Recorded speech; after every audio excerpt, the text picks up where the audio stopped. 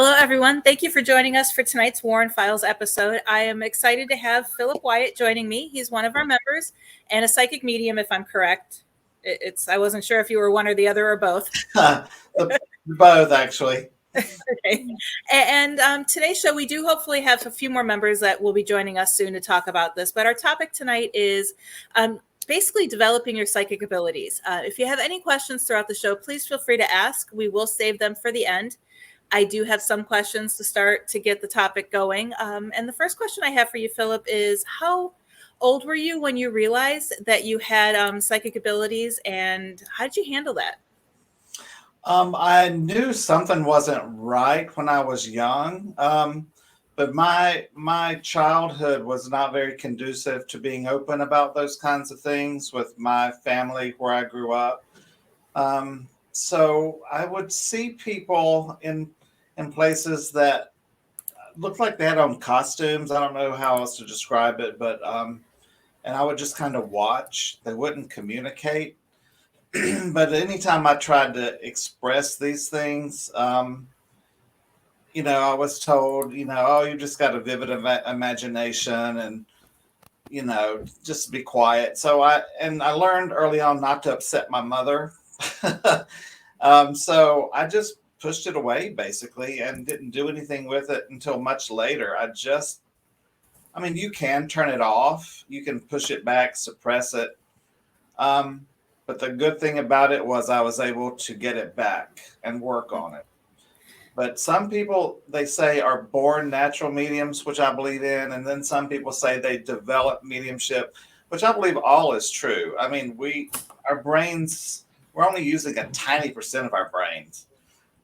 And I think with the right training, probably most people could develop in some sort of way. They're being psychic or mediumship because they're wanting to talk to us. They want to communicate. It's just we have to learn how to connect with them properly and able, for us to do so. Right. And I completely skipped over. Can you let everybody know who you are? I don't know. Who am I? Ask the spirits. They might be able to help you. I belong to this doll back here. That's Paul. I'm Philip Wyatt. I am the founder of Georgia Paranormal Investigations and a member of the Warren Legacy Foundation, investigator. I live in Atlanta, Georgia, and probably a lot of you may have seen me on Ghost Dad 101 with Heather that we started is it 2 years ago? Almost 2 years. Yeah, it was when the pandemic started. Yeah. So that's me. Yeah. Okay, and welcome, Sarah and Michelle. Thank you for joining. I'm going to have you guys do the same thing that Philip did, is basically, and here's Aurora now. So basically what I want you guys to do is introduce yourselves and then explain when you first started getting psychic abilities and how you handled that. So who wants to go first? Okay, don't jump all at once. Michelle, do you want to go first? You were here first. Yeah.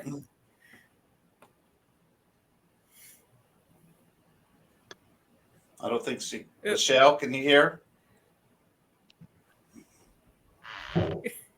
Okay. Well, while she's sorting out her stuff, I'm originally from the UK, and I just came in just as Philip was saying that he believes that people are sometimes born with mediumship abilities, and sometimes it's something that has to be kind of grown. And for me, it was the first one. I, as a little girl, had several run-ins with spirits, both good and bad. And it really pushed me away from wanting to embrace my gift because it scared me so very badly. But then as I got older and I kind of tried to forget people going, she's a nut job, then I actually embraced it, and I thought to myself, I it's something that makes me, so that's why I kind of embraced my gift. I do believe that people who do not believe that they have psychic abilities can be trained and can hone their skills. Like Philip was saying, spirit is there. Spirit every day wants to tell us things to help us in our life. As a medium, I work with spirit. I am just a mouthpiece for spirit to be able to bring forward, hopefully, proof of life everlasting. And that is my belief as a spiritualist, that, you know, energy cannot be demolished in any way. So where do we go? And I believe that is spirit. And if we learn to do it in a respectful and safe manner, then it can really do a world of good for your life.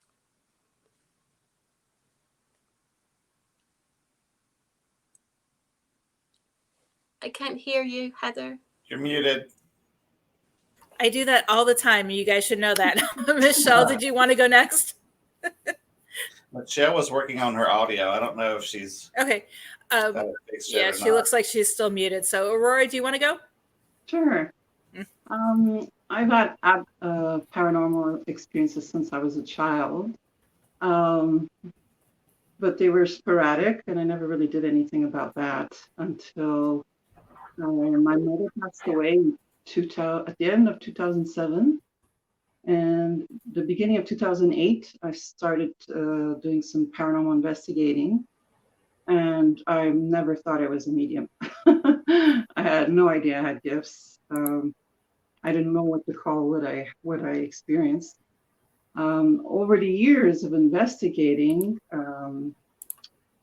different scenes, I started experiencing more and more stuff with my senses, until I had one case, an old courthouse in a local city of Assumption. It was the Vieux Palais de Justice de l'Assomption. And this place is so haunted. But they actually allow paranormal teams to go and investigate. You can book a night. They give you a ghost tour and all, the history of the place.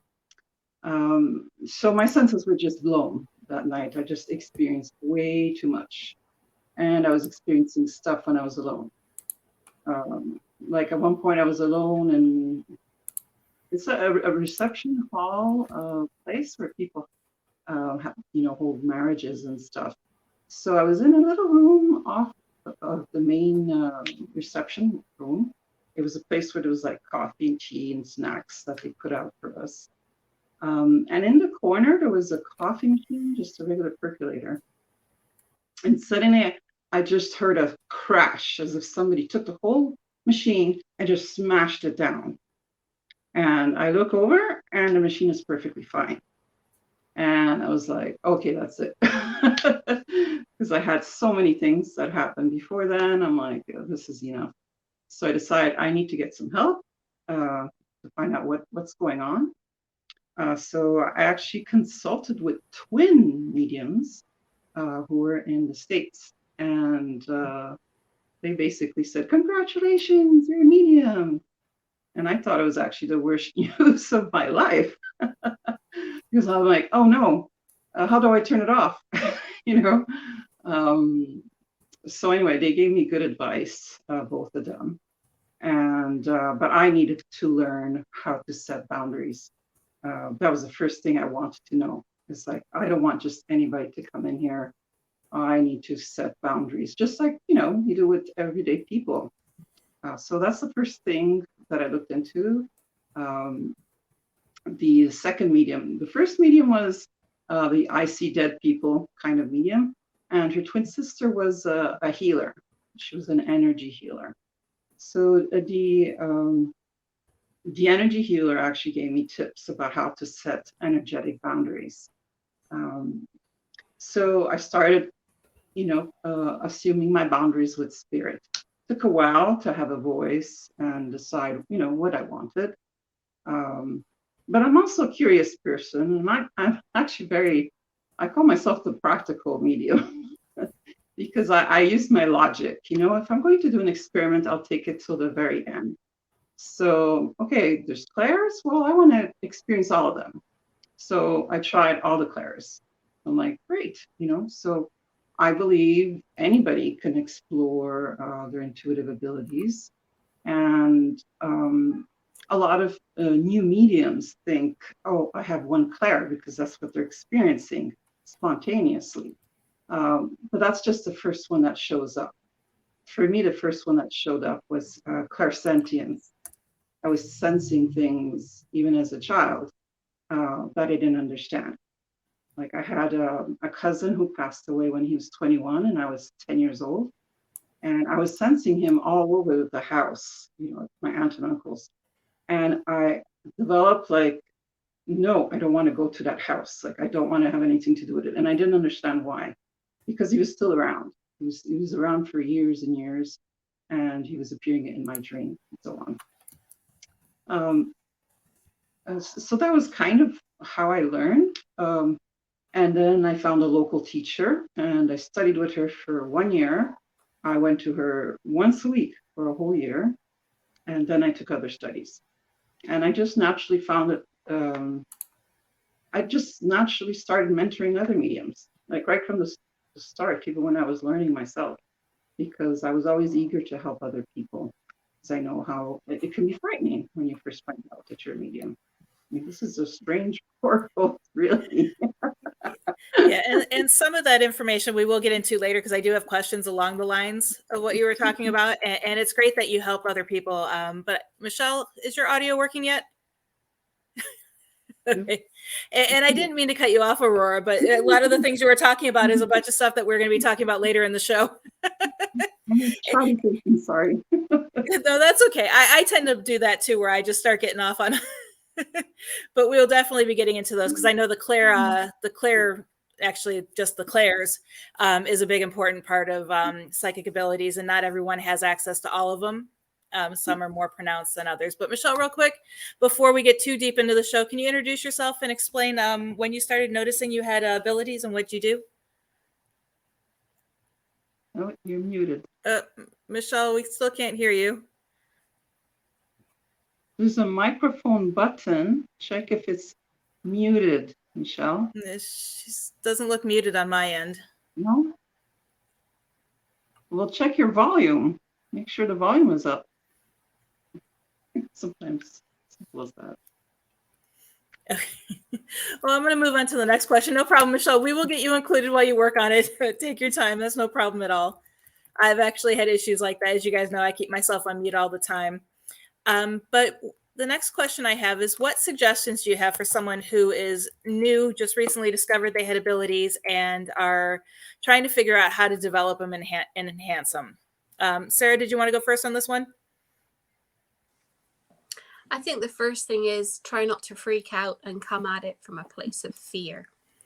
That fear in itself sets the intent that what you're going to get coming through is going to be something negative. Now, there are negative things that can come through, and a lot of people with untrained abilities do. I always say it's like that person is a lighthouse for spirit. So no matter what comes through, if you cannot discern whether it's in your best interest or not, question things in your mind, debunk yourself. Start with the basics. I've had people say to me, well, I think I'm a medium and now I am going to do trance and astral work. Well, that's kind of like going from 0 to 60 in 2 seconds flat.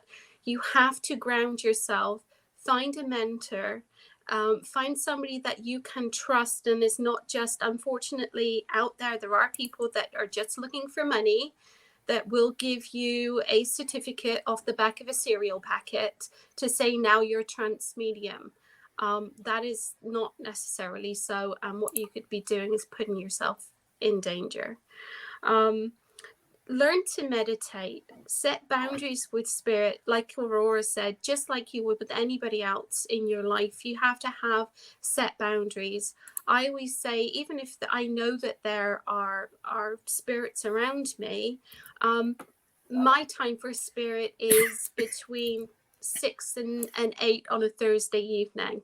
I will get to as many as you as I can at that point. And I mean, disrespect, but that is my boundary. Another thing is a pet peeve of mine is that people will give unsolicited messages. Just because you're you think you're a medium, you have some gifts, doesn't mean that you can walk around Safeway or Walmart and say, "Excuse me, your Granny Mildred is standing behind you." There has to be strict ethics in the way that you do this. When we're working with people, we normally have people come to us in a state of grief, people who are upset. And it's just really important that you have the ethics to know that, no, you're not going to turn around and say to that person, "Well, do you know that you have lung cancer?" And there are people out there that will do that. So find a medium that can give you advice and mentor you, one that you can respect as a person, and take it slow. I mean, I'm 49 now and I've been training most of my life. I still don't know everything. It's, when ego falls away, runs away with itself, that's where you're going to get yourself in trouble. Okay. Anyone else have advice or ideas that I want to share? In the beginning, it can be very frightening. And one reason is because when you're unaware of your abilities, you have what we call a low vibration, and you will attract lower vibration spirits, those who are needing something not of the highest and best from you. So I would suggest learning how to start setting boundaries right away, or else you're going to become very overwhelmed, frightened, and exhausted. And learn how to raise your vibration, which is not that difficult to do. You can do it through meditating. You can do it through videos on YouTube, how to raise my spiritual vibration. I suggest that just to get your feet back on the ground so you can go forward from there. Discern what your abilities are. Are you strictly psychic? Are you psychic medium? Because all psychics are not mediums, but all mediums are psychic. I know I've said this before, but it's very true. And there's a big energy difference between those two. But you can learn down the road how to feel the difference when you have a spirit connection as to when you have a psychic connection. Because during a reading, you can switch back and forth, but you have to know which is which. Keep a journal. Start journaling your thoughts, your impressions, so you can go back and read those, because your mediumship development will change. Your abilities will change. Things shift. Mine are still shifting. I had an instance last year where I was becoming clairaudient, where I would hear them saying hello or saying help me from another room. And I said, I do not want that. That will drive me crazy. So Spirit's going to work with you, and that's something I did not want to have. There's clairvoyance where they're seeing. There's clairaudience for hearing voices, and not necessarily hearing them with your physical ears. You can hear them with your third eye ear, so to speak. There's clairsentience, which is feeling things. There's clairgustation. I forget it. The one where you taste. I never can say that correctly. Claircognizance, where the information is just there. You just know it. You don't know where it came from. So there's a lot of different clairs. So try to see which ones you're having. And that can help you guide your education. But let me tell you, it will change. Now, relating to being a psychic medium in the paranormal investigating world, we have to communicate with lower vibration spirits a lot of times. So you have to be able to switch back and forth. Like if you're going to get a message from spirit that's crossed over and gone to the other side, it's always going to be an uplifting, healing, wonderful message of comfort and that promotes life after death. Now, in paranormal investigating, It's not all going to be good information. It's going to be lower level information, but it's very essential when you're doing a paranormal investigation. So I probably blabbed on too much, but just take it slow. And like Sarah said, get a really good mediumship teachers. There are a lot of scammers out there you can go to for a weekend and they'll give you a certificate and tell you to go out and be a medium. That is so wrong. Like you said, the ethics, there's so many ethics in mediumship that you need to learn before you even take off. But if you want to practice, there are a lot of people that do live stream investigations online. If you want to sit and when you're getting an impression, write it down and see if anyone else that's watching the live does. That's a good way to practice. There's just so much for when you're beginning. It can be quite frightening, but boundaries is a big first step. Right. And since the clairs have been brought up again, Aurora, can you maybe explain the different clairs a little bit more and how people can either enhance their abilities as a, clairaudient, or are there ways to enhance the different abilities among those? First, I just want to say something to all newbies. Take a breath. Just take a breath, when you're hit with these abilities. A lot of people who are new will start to hyperventilate when there's too many spirits around and they'll be overwhelmed. So ground yourself in your body, and taking deep breaths will ground yourself in your body. That's really important, to be present in your body, because I get a lot of people who are flying all over the place. And we forget something so basic. Ground yourself. Eat, drink, take care of your bodily needs. That's really important. And I think the first thing a medium should look into is, if you're scared, first thing I would recommend is get yourself a protector guide. I often recommend Archangel Michael, because angels are non-denominational.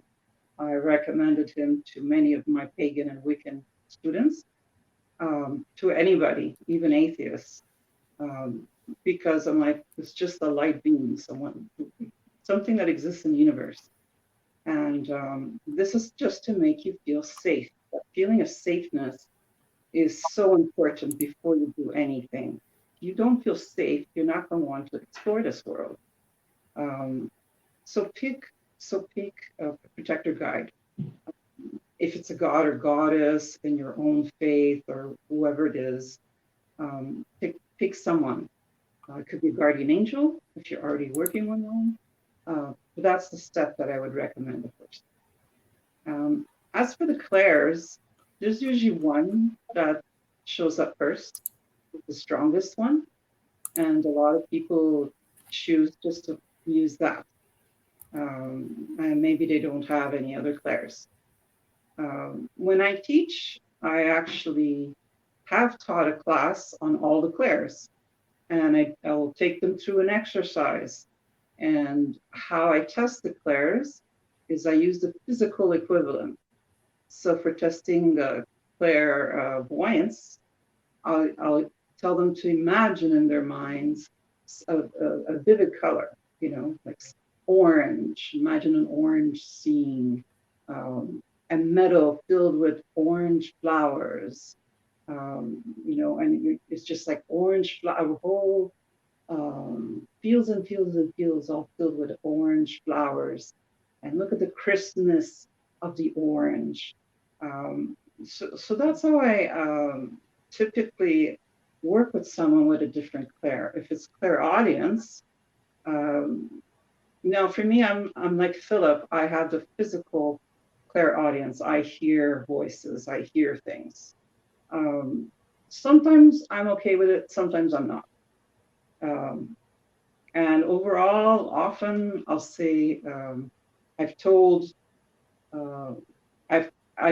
ghosts and so on that it's not acceptable for me to hear it at certain times.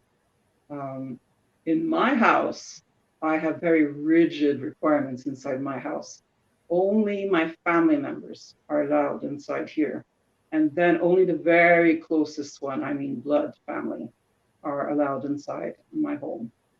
Um, when I go out, my mediumship is so shut down, so locked, so many boundaries, that it really takes me opening it up and setting it up for me to go to work. So if I'm at a site, I will call in my archangels and my spirit guides, and I will announce out loud that I'm opening a channel. So if there's spirits around, they'll know I'm opening a channel, and it's for a limited time. That's very important to announce, for a limited time. So I'll bring in Archangel Michael for his protection. I'll bring in Archangel Raphael for his healing, and I'll protect the whole group during the time we're together and during the time when everybody goes home, because we still need protection afterwards. So if somebody wants to develop their clairaudience, I would say treat your ears if you want to develop that clair. Go to a record shop, blast your playlist, do some dancing, whatever is a treat to your ears. Go listen to an opera or ballet. So that reinforces that particular clair, makes it stronger. And you can practice, like Philip said. Facebook is full of groups. You can just go in. They're always, interested in people doing readings from a photo. What do you get from this? And you can say to yourself and to your guide or whoever you're working with, I only want to hear the answer. Let me just hear the answer. So then you look at the picture and sound can come through. So that's how you can focus on a particular clair. I mean, really sharp. Sometimes I'll have fun and I'll say, I want to smell the answer. Like one time I went into a Facebook group just for fun. And it was this guy who looked like a real biker, tattooed, bandana, and he had sunglasses on. So I couldn't even see his eyes. And he said, I bet nobody can read me. Nobody has ever been able to read me, and he got all the typical things that people would think of a biker as. So I was curious. I'm like, who is this guy? So I tapped in, and all of a sudden I smelled food cooking, and it was delicious food. And this was like high class gourmet food. It wasn't just, regular cooking, but this is like chef cordon bleu kind of quality. So I started writing this. I'm like, do you like eating food? Do you eat out? I said, because I'm really smelling all this delicious food. It's driving me crazy, actually, because I really want to eat all this food. And he was shocked. So it turns out, yes, he was a cordon bleu trained chef. And that's what was his main career in life. He was a chef, and you wouldn't know to look at him. He was doing it on purpose to make himself look like a tough guy. But that was a fun way to focus on smell, the clair aliens. And sometimes the clairgustance that Philip was talking about, the taste. Well, that's very rare that you get that. But a good example is, let's say Aunt Susie had these amazing cookies that she baked. So when she's around, all of a sudden you're tasting actually those cookies she used to make. You're like, why am I tasting? Oh, I miss those cookies. It's because she's around. She's watching over you, making sure you're okay, and giving you that comforting feeling that you always felt when you're around her, basically. Like when I was a student, we always, we were in a circle, all mediums. We all had wacky different gifts. And one time I was paired with a friend of mine whose her strongest gift actually was working with animals. So it was fun to work with someone so different. So I got just like one image, and I was just tasting cherries. It would not stop. They were perfectly ripe cherries. Like, it's so tricky to get that perfect ripeness. But I was just eating like this bowl of cherries. They're so delicious. Yeah, so I shared what I got with her. I go, this is all I got. So she laughed because she had a cherry tree in her backyard. So these are like different ways that you can see these clairs manifest. And I think everyone could experiment to see if it works. If you can use a particular clair, you might hit a wall, and then okay, well, that's not the clair for you. But I was able to work on all the clairs. And in my class, when I worked with my teacher locally, we would practice all the clairs. We often had exercises with all the clairs. And it was very good. And so I every once in a while would teach that class of clairs with my own students.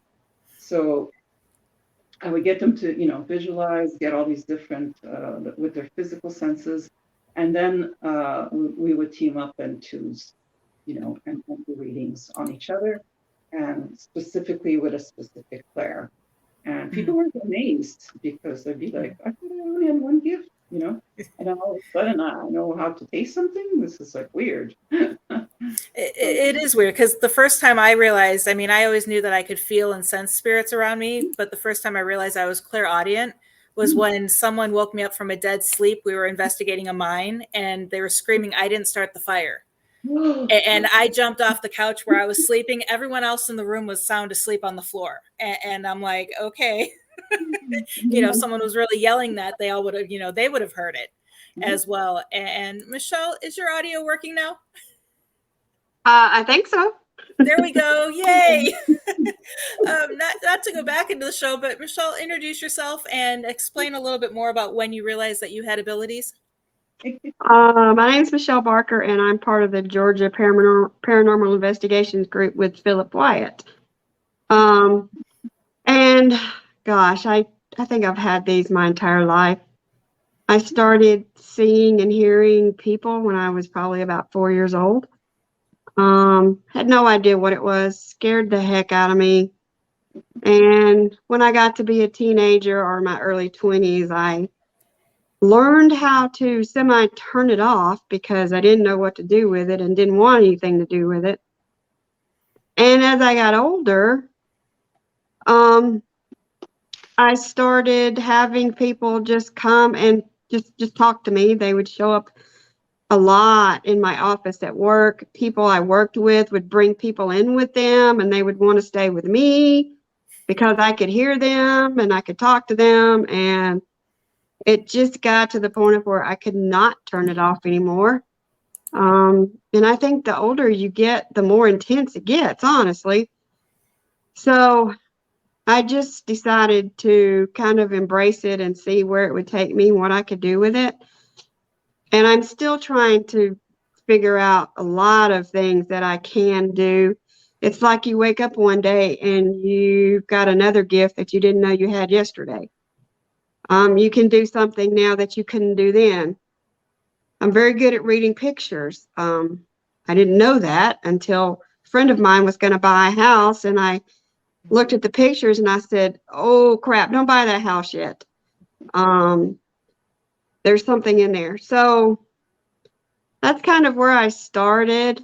I actually had to go see a couple of different mediums to figure out what was going on with me and how I could really learn to turn it off, because I had people just coming in and out of my house constantly. And it gets to be a lot, and it's wearing on you at times. So you definitely need to learn how to take a break from it, how to turn it on and off, and just figure out, I guess, how to grow it in different ways. And being part of a paranormal investigation group, I will say, has really helped me to do that. It teaches you things that you didn't know you were capable of doing when you go out and start doing this. So it's a I love doing it. I love going on these investigations. And I guess I would say if I had a purpose for this, I think mine would be just to help other people how to deal with things that may be in their home or maybe following them, or, help them realize what gifts they have and how to use them as you're trying to learn how to use your own. Mhm. Okay. And since you mentioned it, the one question I did have is, and I just completely lost it you said you had turned off your abilities. Do you or anyone else on the panel have any suggestions for someone who doesn't want their abilities to be able to turn them off? Who doesn't want to turn them off? Or who doesn't want to turn them on? They want to turn them off, completely block them out. I don't want to have this. Well, I actually turned mine off for a while. I had taken a break because of my health in 2018. I found out I had cancer, and I'm like, I cannot work on spirit. Wow, I need all the energy I can to fight this. So I took a lot of time off from doing any paranormal work or using my mediumship abilities. So I talked to my archangels, my whole spiritual team, and the message I got anyway was that my gifts were going to change, go more in a healing direction. And they actually told me to take the break. So I'm like, okay, that confirms what I was thinking. So I just shut everything down. No more, I don't want to talk to anybody. I was very firm about it and don't want to hear it, The only messages that gone through are my family. My parents and my sister are always welcome to hang out at my place. And I actually, for the first time, got a message from my father a couple of weeks ago. He actually talked into my right ear just before I woke up. And it was a message about a friend of mine. And I was like, I have to message her before I forget this. And he talked to me about this special art project she was doing. And so I relayed that to her. And she's like, I am working on an art project and nobody knows about it. And he was talking so clearly. And I have had trouble since my dad passed away. He's passed away during these pandemic years, and I haven't not been able to communicate with him. So it was like a blessing to actually hear from him, because of my grief, I haven't been able to talk to him myself. So my family, okay, I've had some interesting experiences with them, but everything else shut down. No more paranormal investigations. I have a waiting list of clients who want to see me for readings, mediumship readings.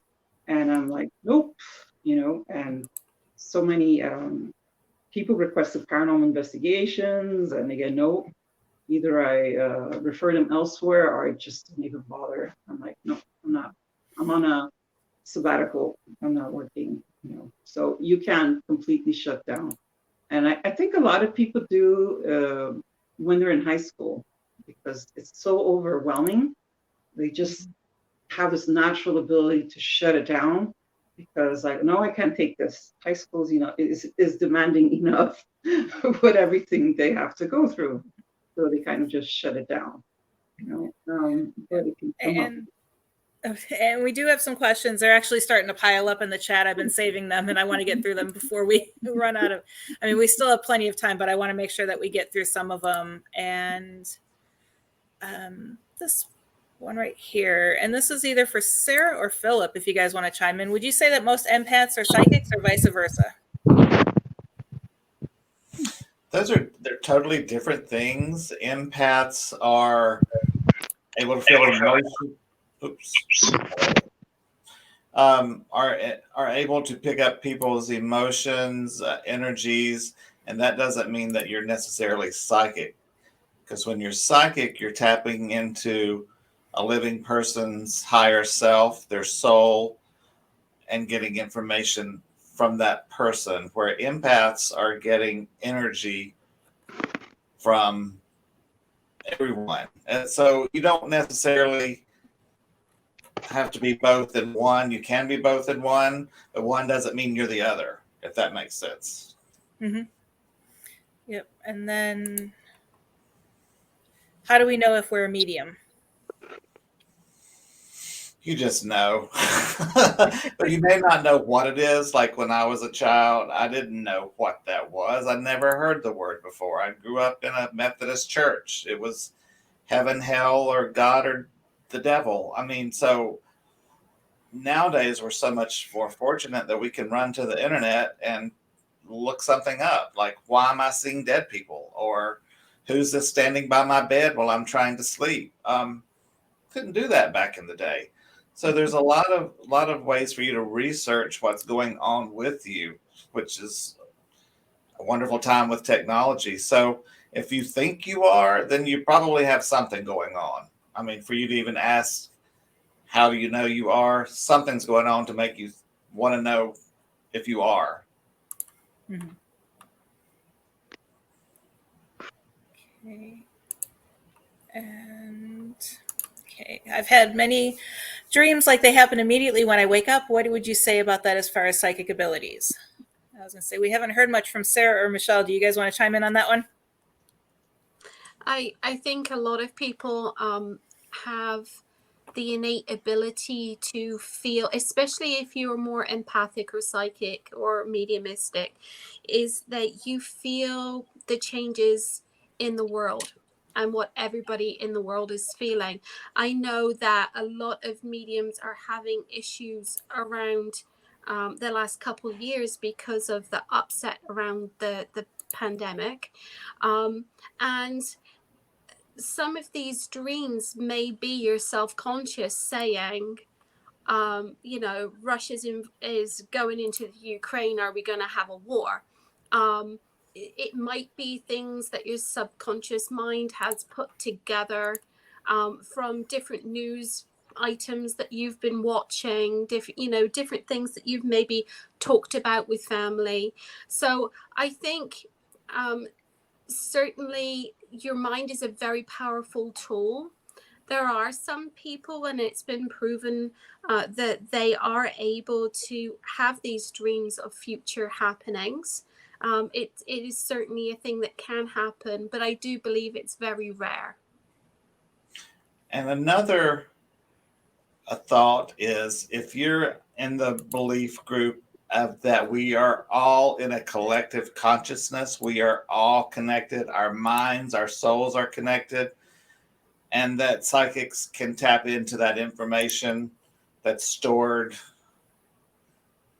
in our environment, in the Schumann resonance. Some people think it's a vibrational thing. So that information is out there and they're able to just to tap into it. Because in the spirit world and then the other dimensions, time isn't linear. It's now, then, past, future, present, and that information is there. Try looking up the Akashic records. All our life's information is in this cloud storage file system. So there's different theories of how we're able to get information. But psychics and this collective consciousness that we all share, I think, probably has more weight to it than some of the other theories out there. Okay. And I know, Jackie, you had asked earlier if Chris will be joining us tonight, but unfortunately, Chris does have some power issues where he's at, and he is not able to connect to Wi-Fi, so he will not be joining us tonight, but he will be joining us in 2 weeks for our next presentation, which I will talk more about later on. And then, okay, I lost the one question I had. Oh, I dreamt about my grandmother all the time. It's like she's still living, or is she still trying to tell me something? Could be a visitation dream. If she is speaking to you, giving you a message, I mean, we kind of call that a visitation dream. She's coming to you when you're most receivable to that information. It's when you're asleep. So yeah, I mean, she is still living. It's just somewhere else. Okay. And then this is one question that comes up a lot that I hear, at least I hear it a lot, is do you think the more we let go of ego, the more clear someone becomes? I see a lot of heads nodding. It helps, but I know a lot of people with giant egos who are mediums too. So Mhm. Nicole, I saw her in So- the chat. Hi, Nicole. And then this one comes from one of our regional directors, Kenneth. He's West Coast and he's also covering the Western USA right now. He says he often struggles with this personally. A person who may have a spiritual gift of discernment, what category might they fall under? Ooh, that's a good question. and we're so hung up on labels though these days. That's exactly what Chris would say. Yeah. It's a particular gift. We have to think we have to be in a box with a label on it to say, this is me. I'm a blah, blah, you know. Mm-hmm. I But it think is- you follow your heart in knowing that spirit would lead you to something that is good for you and those around you. I'm a spiritualist. I believe that's my faith. It doesn't put me in a box. I also look at Buddhism. I also look at Catholicism. It means nothing. I think it's when you let go of ego, and you're able to accept for the higher and greater good of the people that you're working with is the most important thing. And I know Ken has a good heart. Okay, and I just had the one that I wanted to talk about real quick. Here we go. In my teens, I would dream of future events that would happen to me. After 4 different events, I blocked everything out. How can I open up again? And there were several questions on opening back up. Meditation, clearing the, as we call the monkey mind chatter in your head, getting that quieted down so that you're able to listen and see. Our daily lives are exhausting and occupy our subconscious mind with junk. So learning to meditate, center yourself, raising your vibration through meditation will help. But at first, you have to quiet yourself down in order to do that. And if it takes a dark room with headphones and listening to a guided meditation, YouTube has tons of them. Go through them, find one that really resonates with you, and start that way. And set your intentions. Spirit world, I'm coming to you. I am surrendering to you. I only want to communicate with the highest and best and those with the best intentions for me. Please work with me. Here I am. Something to that effect. You know, set your intention that you want to work with spirit. And we hear a lot about spirit guides. That's getting like, that's more an advanced course in mediumship. Don't worry about your spirit guides right now. Just know that they're there. Talk to them. I know mine are there. I don't have a clue what their names are. They told me I don't need to know because I would put a story to them, and then that would cloud messages because I'm thinking, well, is that Uncle Bobby giving me that message of my spirit team? You know, I don't want that. So don't worry so much about your spirit guides right now. But I mean, I hope that kind of answers your question. I have another suggestion. Mhm. It's very simple. Do energy cleansing. Mm-hmm. You might have blocked your third eye from not wanting to see. So do some cleansing of all your chakras. You know, I do that on a regular basis. It's energy protection, energy cleansing. That's basic energy, health, basically. So clearing out your energy every day is actually a good thing to do, like taking a shower. So if you haven't used it in a long time, it could be layers and layers of just kind of energy grime on your third eye or crown chakra. So You can look up YouTube videos on energy cleansing as well, or chakra cleansing. Very easy to do. Doesn't take long. You can do it in 10 minutes. So that's And don't get discouraged as you're developing. If you have ups and downs and peaks and valleys, it's going to happen. For example, 2020 was a horrible year for me, as it was most people. My mother passed away in March of 2020. The same week, I get a phone call that my business is shut down because of COVID. Just horrendous. I could not connect to spirit if my life depended on it, because my mind was so cluttered and I was so stressed. And I was so worried later in the year when things had started to calm down. Like I had gotten my mother's house cleaned out. I was back to work, trying to get into the natural rhythm of life. I thought, oh my gosh, I haven't been able to meditate. I can't concentrate. But I would talk to spirit. I would say, I'm still here. Please be there when I'm ready and we can work together again.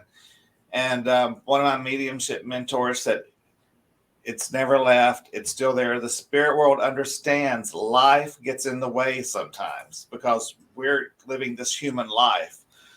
And it did. It came back, but I'm a warrior. But it came back. But just realize that there are peaks and valleys and ups and downs during your development, and don't get discouraged.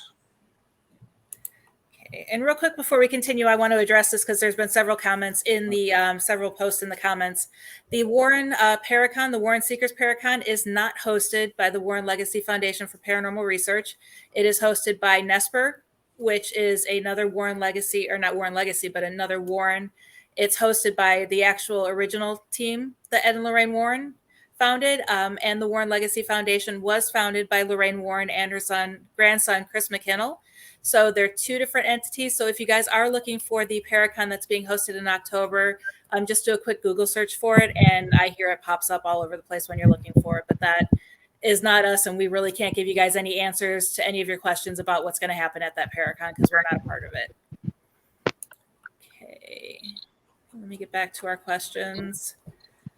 And okay. Oh. Do the low frequency spirits give you headaches or make you feel nauseous? They can make you get physically ill. They can make your throat close up and start choking. Yes, it all depends on how your body reacts to that vibration and frequency.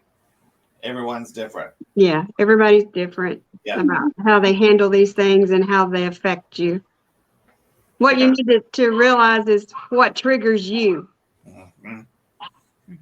I worked a lot with ghosts, and I love working with ghosts. It doesn't bother me at all. I work with a lot of, ghosts or inhuman spirits that aren't necessarily evil, but, lower frequency, like elemental. I could spend hours talking to them. It doesn't affect me at all. But it depends what you want to work with and the frequency you want to work with. Some people only want to work with angels. So, yeah, everybody's affected. And I know my abilities aren't as tuned in as your guys's are, but I know when I walk into a house, if there's something negative in there, I get a complete sense of dread, and I just don't want to be there. So I really need to work on my abilities a little bit more than I have. Yeah, you have nothing else to do, Heather. Just go ahead and put that up. Hey, I'm just glad I finally got that final proof for my book done and over with. I got tired of them kept sending it back to me. They change one word and they send it back to me to reread the whole thing. Oh, geez. Okay, if you've had a lot of ghost activity, does that mean you're a medium?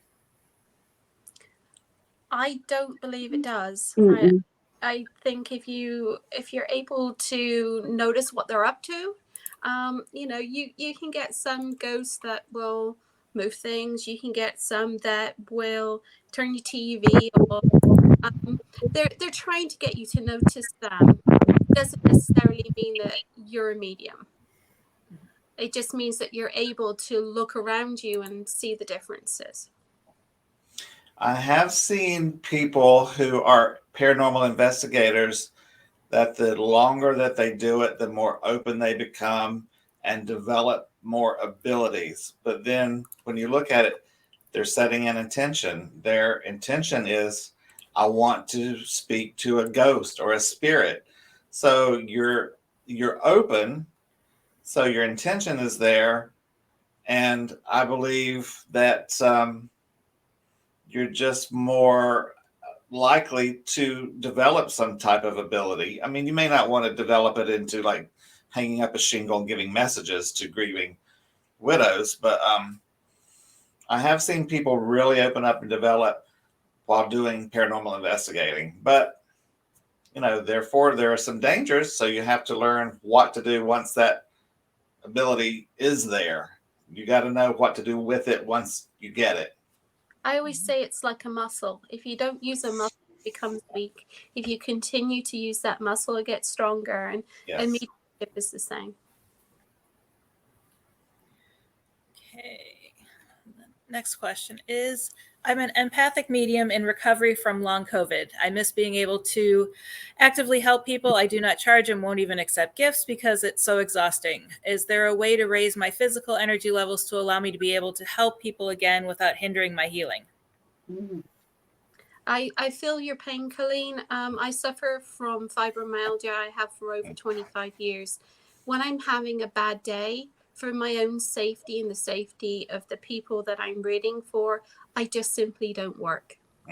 And, you've got to work on the idea that not necessarily all spirits that come through, I mean, this is probably, it's what I always say. If somebody was not a nice person before they passed, it doesn't mean that they're a nice person once they get to heaven. And even a human spirit, sorry, my cat wants to get in on this. Even a human spirit can cause you problems. If it tries to jump you and jumps into your body, that can be extremely dangerous for you. If you have a problem physically, I would suggest that until you're feeling stronger in yourself, don't even open up to spirit. I was just giving a thumbs up.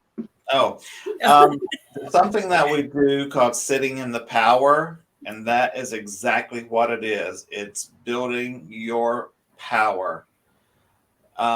There are wonderful guided meditations on that. I would suggest trying that because that's exactly what it's going to do. It's going to raise your energy, spiritually, physically, emotionally. So give that a try and see if it doesn't help you feel better. It always helps me feel better when I sit in the power. And it's not something that you do for an hour. I mean, if you can, more power to you, no pun intended. I mean, but for me, it's like 10 minutes. It's a 10-minute meditation, but it will really help you get your feet back on the ground and your energy back up. I'm a long haul COVID victim as well, Colleen, and I would suggest that you don't rush it. Let your body heal, take your time, and let it come back slowly because it can do more damage than good if you don't do that. Okay. And this is from back when we were talking about the clairs. Megan says she experienced all the clairs. Does that qualify as a medium? If you had one, you qualify as a medium. It depends what she means by her clairs. Does she mean? I think she was meaning she experiences all of them, all the different ones. What do you do with them? I mean, when they experience it, is there a spirit coming to you, giving you a message to give to someone? That's kind of a broad question. Do you want to be a medium? Do you want to work for spirit? Because that's what it is. You are a servant to the other side when you surrender yourself to give messages to people. And I'm not talking about paranormal investigating messages. So, that's a big question. That was from earlier in the show, so hopefully she's still watching and can add on to that. You can watch the rerun. How do you help a child who is on the spectrum and is also a medium? Oh, Ooh, can good I one. just say something about this? Um, and Michelle knows we just had a case Saturday night, and I can't say a lot yet, but the daughter in the family is this very thing you just said here. We believe what's happening in the home is that she does have abilities, and her light is on, and they're coming, and she is a little bit on the spectrum, and she's extremely artistic. So I spoke to her mother briefly. I said, I can't say this is what is happening until we do the thorough investigation, which we just did. But I have a suspicion that your daughter has some mediumship abilities, because the questions I asked her was just like textbook things that was going on with her. So thank goodness the mom is open-minded, educated, and she's willing to get the daughter the guidance that she needs with this. And I gave her the name of someone that I know that will talk to her and help her through it, because she's going to have to learn how to ground and protect first of all, because she's if you're on the spectrum a little bit, you're a little bit more vulnerable, and people's energies, spirit or human, living carnate people, can be very exhausting and physically and mentally draining, for that spectrum part of the person. So, that it's you have to lovingly help these people. It's a long road, but hopefully they have a supportive system around them that will help them. But it starts with the parents. You got to have parents that are accepting, understand, and willing to help the child either embrace it or learn how to white light it and push it out. I hope that made sense. Okay. Real quick, I had a question. I scrolled right past it. It was, what do you guys use to protect yourselves when you do deal with spirits and go into investigations? I will find it again. Different people use different things. Go to your higher power, ask for protection. Some people use crystals, some people use crosses. It varies. Some will choose some sage or rosemary, or it's different for everyone based on what they think and will work for them. There are a lot of paranormal investigators that are not religious, or Christian or Catholic, whatever, but they're not. So they're a cross and holy water and all that means nothing to them. So it's their faith and their conviction of, you're not going to hurt me because I'm not going to allow it. I am in control in this life. You're not. So there's different things. So you can't always say, well, just wear a rosary around your neck. Well, if you're not Christian, it's meaningless. So it just depends on what your own soul needs.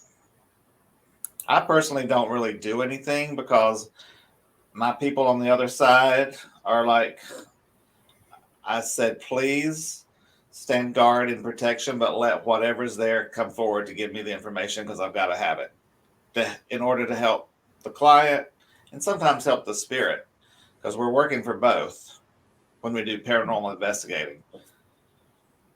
Personally, for me, I'm a Christian, so I wear my cross, and I ask for protection from Jesus to surround me with the Holy Spirit, and that's what works for me. So people are different. Black tourmaline, a lot of people carry it. I've got it in all my cases. I've got Archangel Michael medallion in my wallet, because I believe in him. So, but it's all about what you believe in and put your power of belief behind. I mean, if you truly believe that your teddy bear is going to protect you, and you take it with you on a paranormal investigation, it's going to protect you as much as it can. Yeah. So it's all about that belief. we've had several questions about finding reputable schools for mediumship, or how do you find a mentor? Oh, That's a well, hard question.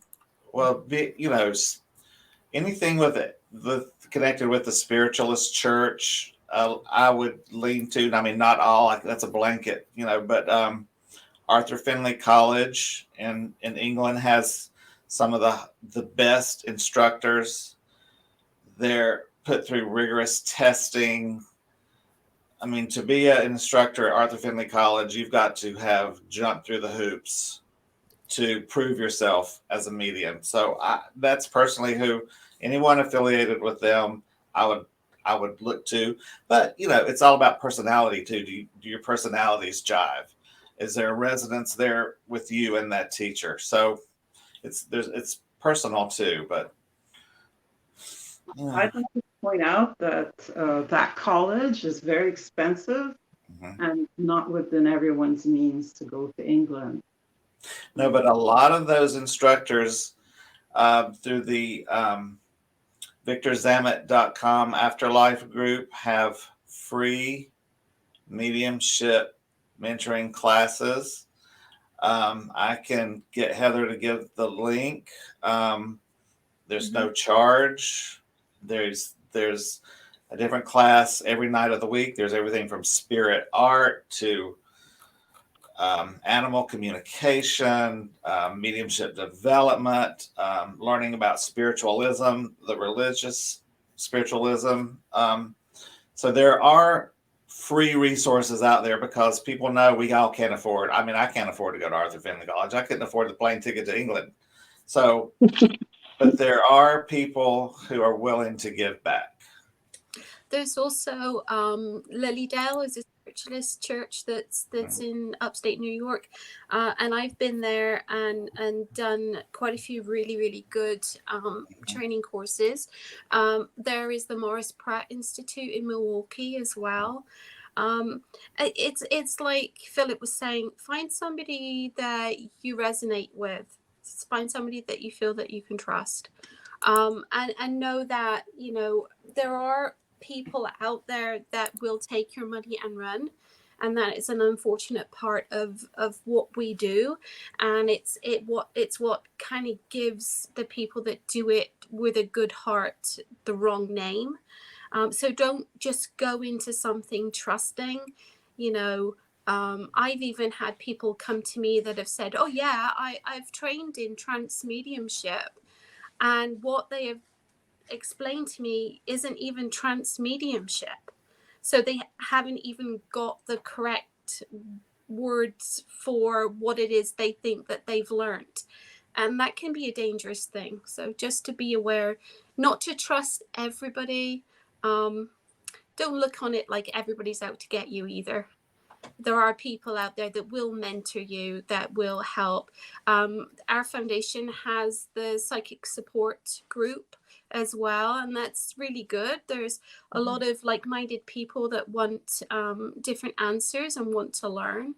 So there's a lot of support in that. So that might be a good place to start. Okay. I'd like to mention how I found my mentor, because she was quite a force. I was actually supposed to study with Doreen Virtue, and pay hundreds of dollars to go study with her in an American city.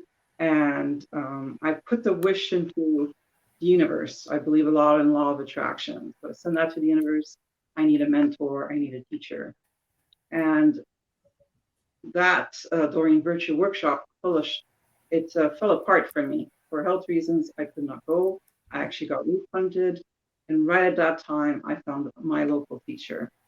And it's on a very simple platform, and you can find a lot of mediumship on it, but a lot of other activities. It's called meetup.com, and like meetup.com. Very simple. Just search under mediumship. There are groups worldwide, huge groups with hundreds of members to smaller groups. And I have had my own groups on there to advertise classes, and I've joined other paranormal groups. We had our ghost tracking meetup group on there since 2008. That's how I found my mentor in paranormal investigating, actually, Patrick Zakham, who he's a worldwide paranormal investigator. He's just investigated all over the world, and he's a published author. His website's monshellparanormal.com. And so we hosted meetups for paranormal investigating, and I've hosted my classes. But that's how I found my teacher, and it just worked out beautifully. And she would charge like $25 a class. It was extremely affordable. And I'm a member of other meetup groups. So it's really affordable. And it's meetup started in New York right after 9/11 because they liked how 9/11 brought people together. So two founders liked that spirit and decided to start this network. But people getting together in person. So there are meetup groups all over the world now, and any city, even if you're traveling, you can see what's happening in your local meetup groups. I've had as many as 5 meetup groups at once, hosted different websites, and it's a great tool. It's free to you as a member. For having your own meetup website, there's a certain cost, but it's free to join. Sometimes organizers charge an amount, depends what it is, but it's a really low cost resource. And a lot of mediums find themselves through there because it's not always easy to find a mentor. And the big name places, sometimes there's just like a lot of secretiveness, like, I don't know, say in Mexico or Spanish speaking countries or down south, from what I've heard of medium friends of mine, a lot of people, it's hush hush, don't talk about this kind of stuff. So looking at Meetup is a way to find locals who are into the same stuff as you are. And people are into it. You don't have to question whether they are because they joined the group. So, sorry, Is there a specific reason why the spirits and dead are attracted to one person?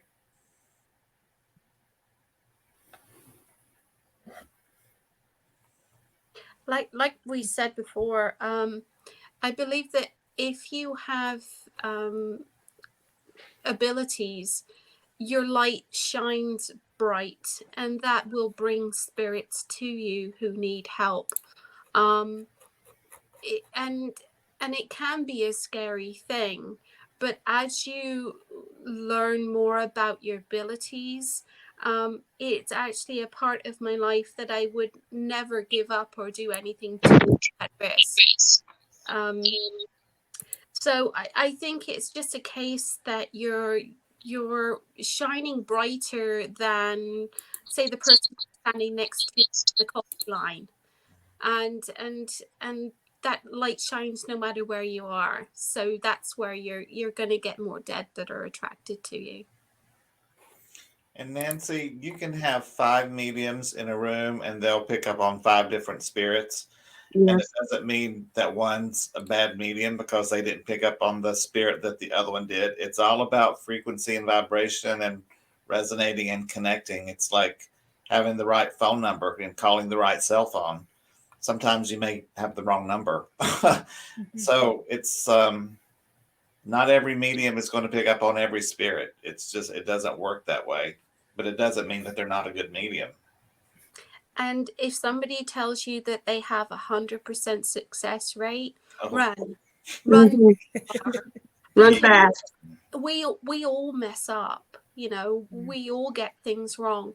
The one thing that I have been told by my mentors time and time again is if spirit says to you, you have to wear purple pajamas with white polka dots tonight if you're giving a reading to somebody, and you go, I can't say that, I'll sound stupid. You need to let go and say it, because that may be the one piece of information that that person needs that will link them to their loved one on the other side. Absolutely. It's learning to trust. That's one of the hardest things about development, is trusting the information you're getting. Spirit's going to work with your life experiences and things you can relate to get the message across. So some things may sound really weird, but it's what Spirit knows what the sitter needs to get in order to know it's their loved one. And it may be something totally bizarre sounding, but if you say it, they're like, "Oh my gosh, that yes, that I have." They wore that pair of polka dot pajamas every Christmas when we were together. You know, it could be that one little thing. But learning to trust that is one of the hardest parts about development. Mm-hmm. Okay. And is there really a veil thin time that's best for spirits to come through? Not for me, not between 11 and 7 a.m., and they know that. Yeah. You have to set those boundaries. Yeah, we had to set those a long time ago. It was like, you do not wake me up. Halloween or Samhain is when the veil is thin during the year. So that's a very good time to contact your loved one. Mm-hmm. Okay. Adam wants to know, why is it that he doesn't see, feel, or notice God, but he sees evil all the time, a lot of the time? I would say that you would probably have the opposite if you only saw good in things all the time. I think you are able to see evil when you expect to see evil. So if you expect to see good, you may be able to turn that around a little bit. I say turn the television off and go walk in the woods, and you'll see beauty and the opposite of evil. We're bombarded daily with the most horrible things, especially right now. And sometimes it's hard to see, the beauty and the lightness and the love, but it's there. Yeah. I would say learn to focus on the good and not the bad. Mm-hmm. Mm-hmm. Okay. And how do you focus during out-of-body experiences? I've been having them since childhood, but they got worse after having a child myself. That is not my field, outer body. I wish I could, so my body wouldn't hurt, but yeah, that is not my area, so I cannot answer this. It's not mine either. What I would say, Kyrie, is that what I think you're trying to say is astral projection, in that you're having experiences where your soul leaves your body. Now, what I believe is that there is a cord. If you can imagine the umbilical cord that goes into your tummy as a baby, that cord is still energetically attached to your soul and your body. That's what keeps you attached. To ground yourself, I would say, would be very good for you, to get into a routine of getting into a really good restful routine before you go to bed, and set the intention that you will not do it. If it frightens you, try to set the intention not to do it. If it doesn't, then just go with it. There's an out-of-body experience, as in astral projection. And then, for instance, when I do trance mediumship, I stand to the side of my body and allow spirit to enter me to use my body. And that is a completely different thing. Now, that can get pretty sketchy pretty quick. So don't do that unless you've had a lot of training. Okay. And when it comes to drawing energy, can you draw it from the universe so you don't have to expend your own energy? Yes. Like Reiki. If you study Reiki, you pull an energy from the universe when you're healing people with Reiki. It doesn't come from yourself. If it would come from yourself, then you'll be drained. But you draw it from the universe, certain techniques you study. So that way, there's constant energy that you can pull through. That's just an example. Okay. Can you inherit abilities from your parents? Yes. Yes, you can inherit them. I found out recently my grandmother had them, my great grandmother had them. I have them, my daughter has them, and now my granddaughter has them. Okay. My mother and my sister had them as well. Okay. I'm not sure. Does anyone ever heard of Archangel Archibald? How is it spelled? Arquibal. No. Ariel, but not. Archibald. I have to look that one up. Okay. You know, it's tricky spellings because there's some fallen angels that have similar spellings to archangels. You know, like Archangel Azrael, there's a fallen angel has a name very close to his. So I'd research, Google this name and see what comes up. That's what I would suggest. I've never, Okay. I work with many archangels, many. I've never heard that name before. Okay. And Stephanie wants to know, how does visiting a medium help confirm or develop one's abilities? You can get the word just went right out of my mouth, an assessment reading by a medium that knows how to do that, who can get in touch with your guides and speak with your guides, and they can tell the medium about yourself. And you can do it that way, but just going to one will not help you. Getting a reading just won't help you get your abilities in any higher gear, but you can get an assessment reading. There's one thing like we talked about earlier. If you go to a medium and you want to say, I want to reach my grandmother, that's who I want to talk to, and the medium says, okay, we'll get your grandmother, run.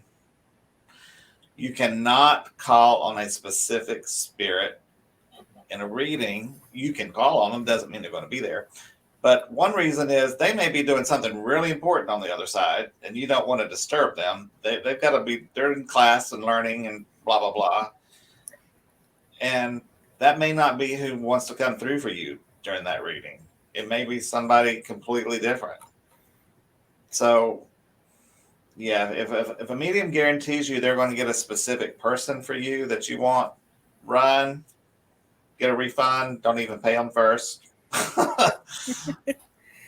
Well, it's like, I know Chris has talked about this with me on several shows in the past. His test that he suggests is, if you go to a medium to see if they're real, is to ask and say you want to reach out to your Uncle Jim, but you don't have an Uncle Jim. And if they come back and say, oh yeah, Uncle Jim's standing right next to you and he's saying X, Y, and Z, then run, because they're full of it. Yeah. So, okay. And do spirits pretend? They may not get a good reading because that energy between the sitter and the medium is already messed up because there's deception there. Right. So you may get nothing else after you say, Jim's not here, I'm not getting Jim. That may be all you get. Yeah, who knows? But yeah, there's ways to know if they're legit or not. Yep, sure. Okay. Do spirits pretend to be someone else? And if so, what do you recommend to confirm they are who they say they are? Spirits, okay. Ghosts and spirits to me are two separate things. Ghosts are still here in the earth plane. Spirits have crossed and gone to the light, and you will never get them coming with anything that's not of love and light and of positivity. Now, earth plane spirits, they do anything. I mean, if they were nasty, they're still nasty. So, Well, there are inhuman spirits that can masquerade as ghosts. The infamous little girl who's talking, they often will use that technique to get a person on their side. It's like, oh, it's a little girl, harmless, but it's not a little girl. It's something mimicking a little girl. So there's, you really have to check things out. And it's rarely a little girl, I find. It's rare. It's rare, actually, to run into child ghosts. I've run into many, but in a haunted house that's really creepy and other things are happening, it's rarely a little girl there. Especially if she starts acting in a dishonest way. You start questioning, then no, not a little girl. So inhuman spirits really do like to lie a lot. But And I think that if you're out and you're doing a paranormal investigation, you lean heavily on the history of the place. yes, I've been in places before where I know that a little boy has been run over on the street. okay. So when I see a little boy, I put two and two together. He tells me it's got run over, and I know the history of a place. But obviously, I'm giving the read before I know the history. No medium worth their salt will go into a investigation knowing anything whatsoever about a place, because that just taints the read for everybody. Okay. And would deja vu be some sort of physical or psychic ability? I'm assuming that's what they meant. It could be a time slip. It could be, tapping into that universal consciousness. It's something that's happened and you're tapping into it again. Could be a past life memory as well. Mm-hmm. I don't know that I would call it specifically a psychic ability. I suspect it's a parallel dimension, same time, but parallel dimension happening. So it's like a little view. Kind of Okay. And do you have a better chance of being psychic if you've experienced a near-death experience? And can you block it out? I know we discussed blocking it out earlier, but do you think NDEs encourage psychic abilities? I can't say no because I was in a car accident at 4 years old that killed my mother, and I too lost life and was brought back. So I don't know if that's what started mine or not, but I can't say that it's not part of it.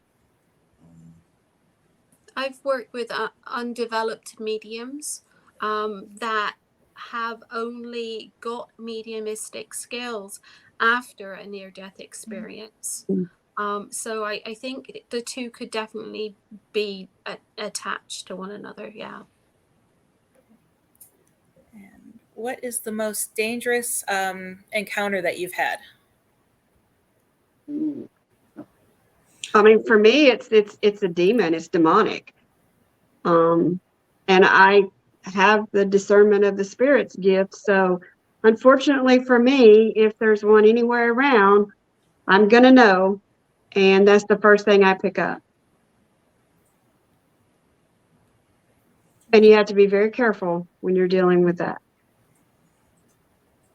I think for me, the thing that made me go, oh my word, was when I was with a group here in Canada, and we went into an old ghost town building, and I was the medium of the group, and there were people there with cameras, etc. And all of a sudden, all hell hit loose. This spirit was extremely angry, and the whole house shook. And I think it sounded like Concorde had just landed on the roof. And that to me was a very good reminder that what we do is a very dangerous thing. And then this one, I know Philip has a story, as do I. Have you ever been physically touched, picked up, or moved by a spirit? Yep. They can hurt you. Mm-hmm. There's strong energies with the spirit world, good and bad. Physical seances, you get amazing physical phenomena. that's positive and giving proof of life after death and the continuation of life, whereas a nasty spirit can do something painful and hurt you. And it's happened to me. And it was a great lesson, the learning lesson, to always be prepared, even when you think there's nothing possibly that could happen here. Well, it can. It doesn't matter where, it can. Mm-hmm. Yep. I know throughout all my years of research and investigations, I've been touched in the past, but I never really thought, you could be harmed. And it took 30 years of research and investigating for me to actually be physically attacked and wake me up to the holy crap, there's more to this field than I thought in the 30 years I researched it. It's definitely an eye opener when it happens. I mean, when you can feel hot breath breathing on your neck and there's nobody there, Mm-hmm. oh, that's crazy. Right. And then Or when you're picked up. Yeah. I mean, it's no joke. It's serious. Mm-hmm. Yep. Okay. When using runes, cards, pendulums, etc., how does one know it's a spirit coming through and not just your own thought perceptions?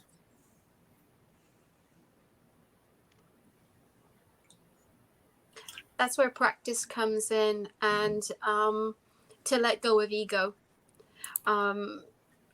It's like anything, it's a form of divination. So you're opening yourself up to the spirit world. And like we said before, good and bad can come in. It's like, to me, using cards and pendulums is the same as using a Ouija board.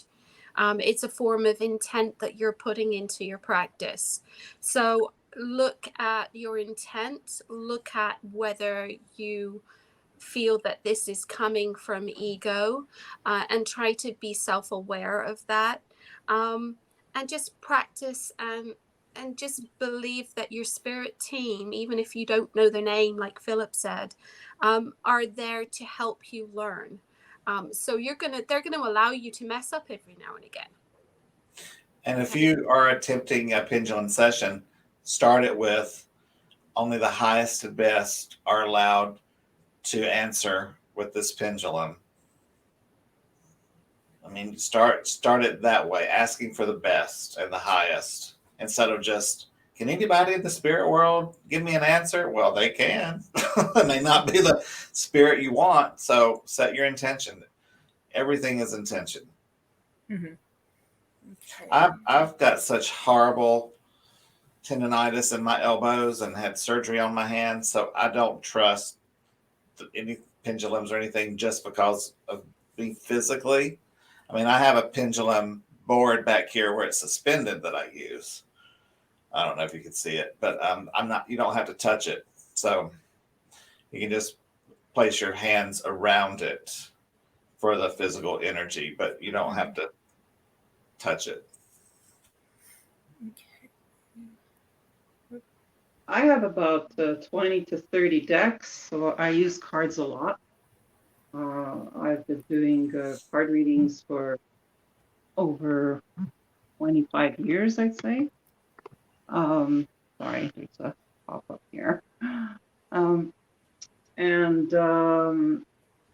I've used pendulums, but I don't trust them as much. And when I use pendulums, I strictly use it with Archangel Michael for the protection and to get a straight answer. I really believe that you should use a guide, somebody on your spiritual team to use a pendulum, because it can go haywire. And I constantly test it with false questions. Something like, is my name George? If it says yes, I'll continue to test it. So I'm kind of iffy on the pendulum. Cards, I also use my spiritual team when I use the cards. I'll say inside my head, I'll say prayers before I use my cards. I take a moment to connect. And I'll tell my client I'm taking a moment to connect. And they actually appreciate that I take a moment to connect. But if someone doesn't have a spiritual team or whatever, I would suggest whatever tool you have, just picture it surrounded by white light. If you don't have anybody to work with or any particular belief, just really picture yourself and whatever tool you're using surrounded by white light, and use words like Philip said. Only, for my highest self, or whatever formula you want to use. That's my advice. Okay. And I'm going to try to, we have about 20 minutes left, but we still have about 20 to 30 questions that we need to try to get through as fast as we can. I'm really trying to get to everybody's comments. If we do not get to your comments, I will try to go through the comments tomorrow, and either myself, Chris, or one of our members will answer to make sure you get the answers that you're looking for. So I don't really want to make this a speed session, but there's some really good comments in here that we need to get. It was, how can you protect your home from negative spirits? There's many techniques. There's cleansing techniques. There's gridding techniques. With a client before, they were Jehovah's Witness, so we did a cleansing ritual, and we placed their religious books. I don't know if you call it a Bible or not. We placed one in each of the furthest four corners of the house, and said only those with the highest and best and love and light are allowed to enter this perimeter. So there's just so many different ways, but you got to do it with conviction and belief, and put your whole heart and faith into it, or it's not going to work. I've also done grids on yards with four corners of the yards, and put in iron and copper spikes, and said, this is the zone of love and light. There's so many different ways of cleansing. It's just whatever you want to do, really. Okay. And then that goes along with, is there anything you can do to protect yourself from being physically harmed?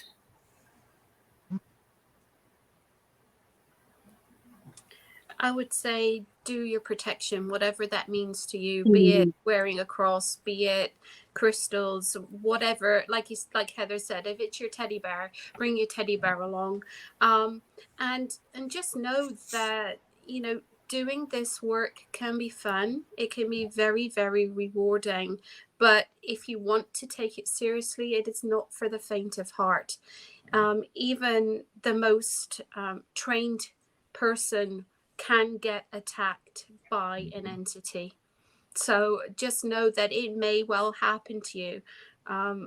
Do everything you can, set your positive intentions. But if you want to play with spirit, and you're doing it just for shits and giggles, as they say in the UK, probably not the best thing to do.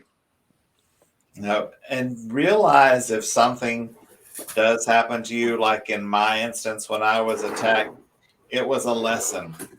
I think my guides needed me to experience that, to have the respect that I developed after that, and to share it with other people that this is not a game.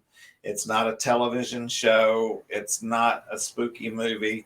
You're dealing with life and life after death, and it is a serious topic, and you can get hurt. So if something happens to you, turn it around into a positive and go, I needed to learn something from that. So what did I learn?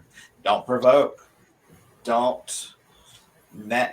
People go into these yelling and screaming, and then they get hurt. Well, duh, you deserved it. So, there are lessons to be learned sometimes in the things that happen to us in these situations. Okay. Tony was told I could channel. I don't know anything about channeling. How do I go about being able to do so?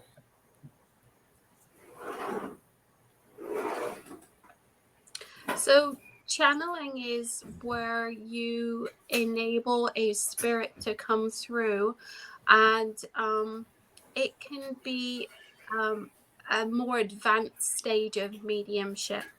Channeling to me would be almost kind of halfway between mediumship and trance work, whereas you allow your psyche, you allow your soul, as it were, to be pushed aside to allow spirit to come and use your body, use your voice box, or you know, some people do channeling sitting in a seance cabinet in red light, and they get changes of their facial features. There's lots of different forms of channeling. I would say if you were already a developed medium, take it slowly, find somebody who can do it and do it well and do it safely. If you're not already a developed medium, it's like trying to run a marathon when realistically you have trouble getting to your car at the supermarket. And it can be a dangerous thing as well. So be careful. I mean, I've seen, like you mentioned earlier, a walk-in on someone on an investigation where the spirit stepped into them, physically and visually gave them what had happened to them, and it was terrifying because she felt as if she was being stabbed and choked. That's not channeling of the highest and best, but it's something that can happen. And also, don't confuse channeling with inspired, being like inspired writing or inspired speaking from the spirit world. Because I always ask for my inspirers to help me through these panels, to send me the correct things to say. I'm not in trance, but they're there helping feed me information. So there's inspirers who will also help you. Okay. And do spirits get harder and harder to feel? My mom was extremely active, but as the years passed, I don't feel her. She could be around you, and for some reason you've shut yourself down, Mary. But also, you know, I don't imagine that people who go to heaven, of course, nobody will know until we get there, whatever heaven is for you, and it's different for everybody. But mum might be busy. Mm-hmm.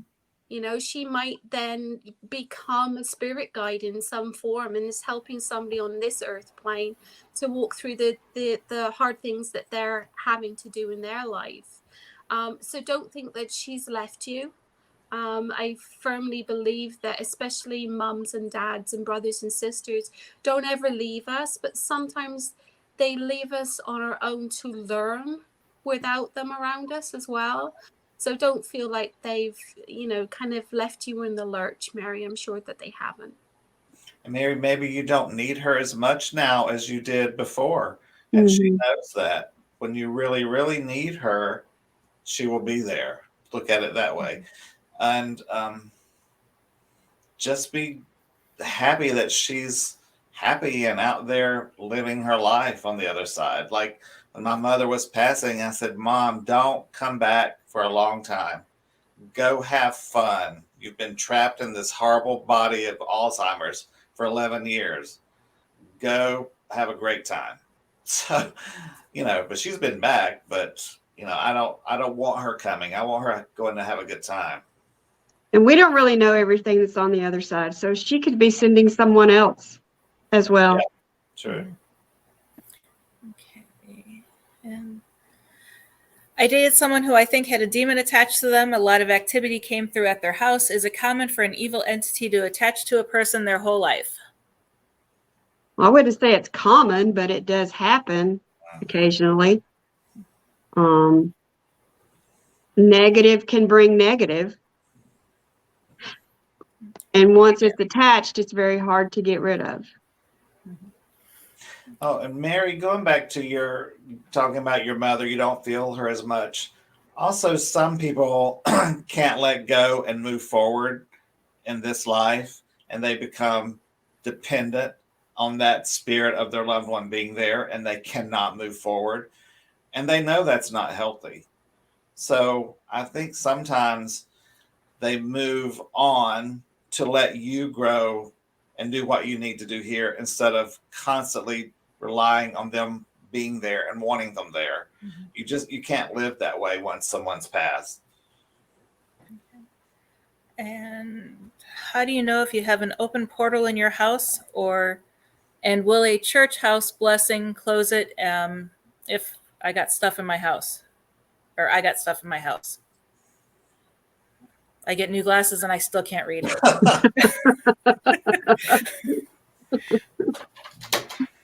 Here's my glasses. I've done a few portals, and I'd say, do you have a lot of paranormal activity? Lots of ghosts and, different kinds of entities going around in your place. That could be a sign that you have a portal there.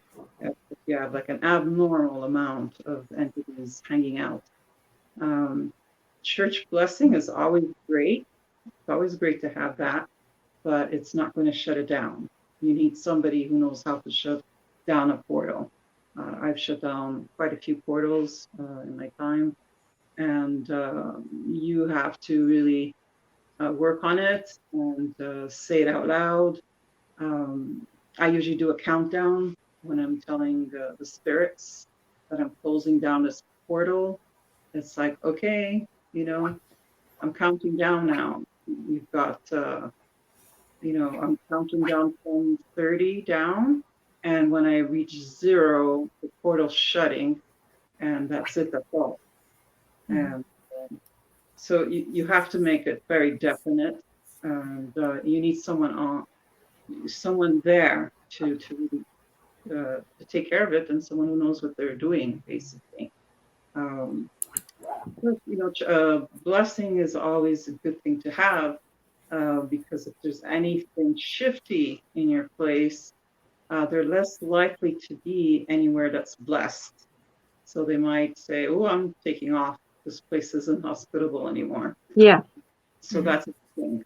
In fact, I often will just do a blessing, because I'm not an exorcist. I don't take care of demons and so on. But I will do house clearing by, smudging it using things like sage or cedar or Palo Santo, and also angelic energies, just to fill up the space with good energy, and tell the people to also work on themselves, not to have fights all the time and that kind of thing, to focus on the positive. That alone could really do a lot of good. But you need somebody to close down a portal. And if you have a lot of activity, it's usually a sign. Okay, and Trish, real quick, I did see your comment just now saying why we're not seeing your comments. And thank you, Thomas, for reaching out to her. But please ask it again. We have more than 200 comments from 3 different channels that we're broadcasting to. And I'm doing my best to try to monitor all the comments. So just if you can, please ask again, and we'll make sure we get it to you or get you that answer. And okay. I feel like my daughter gets really intuitive when it's around her time of her cycle. Is there something to that? Ladies, that I'm out. You mean you don't have the answer, Philip? I have cycles, but I think he's talking about a different one.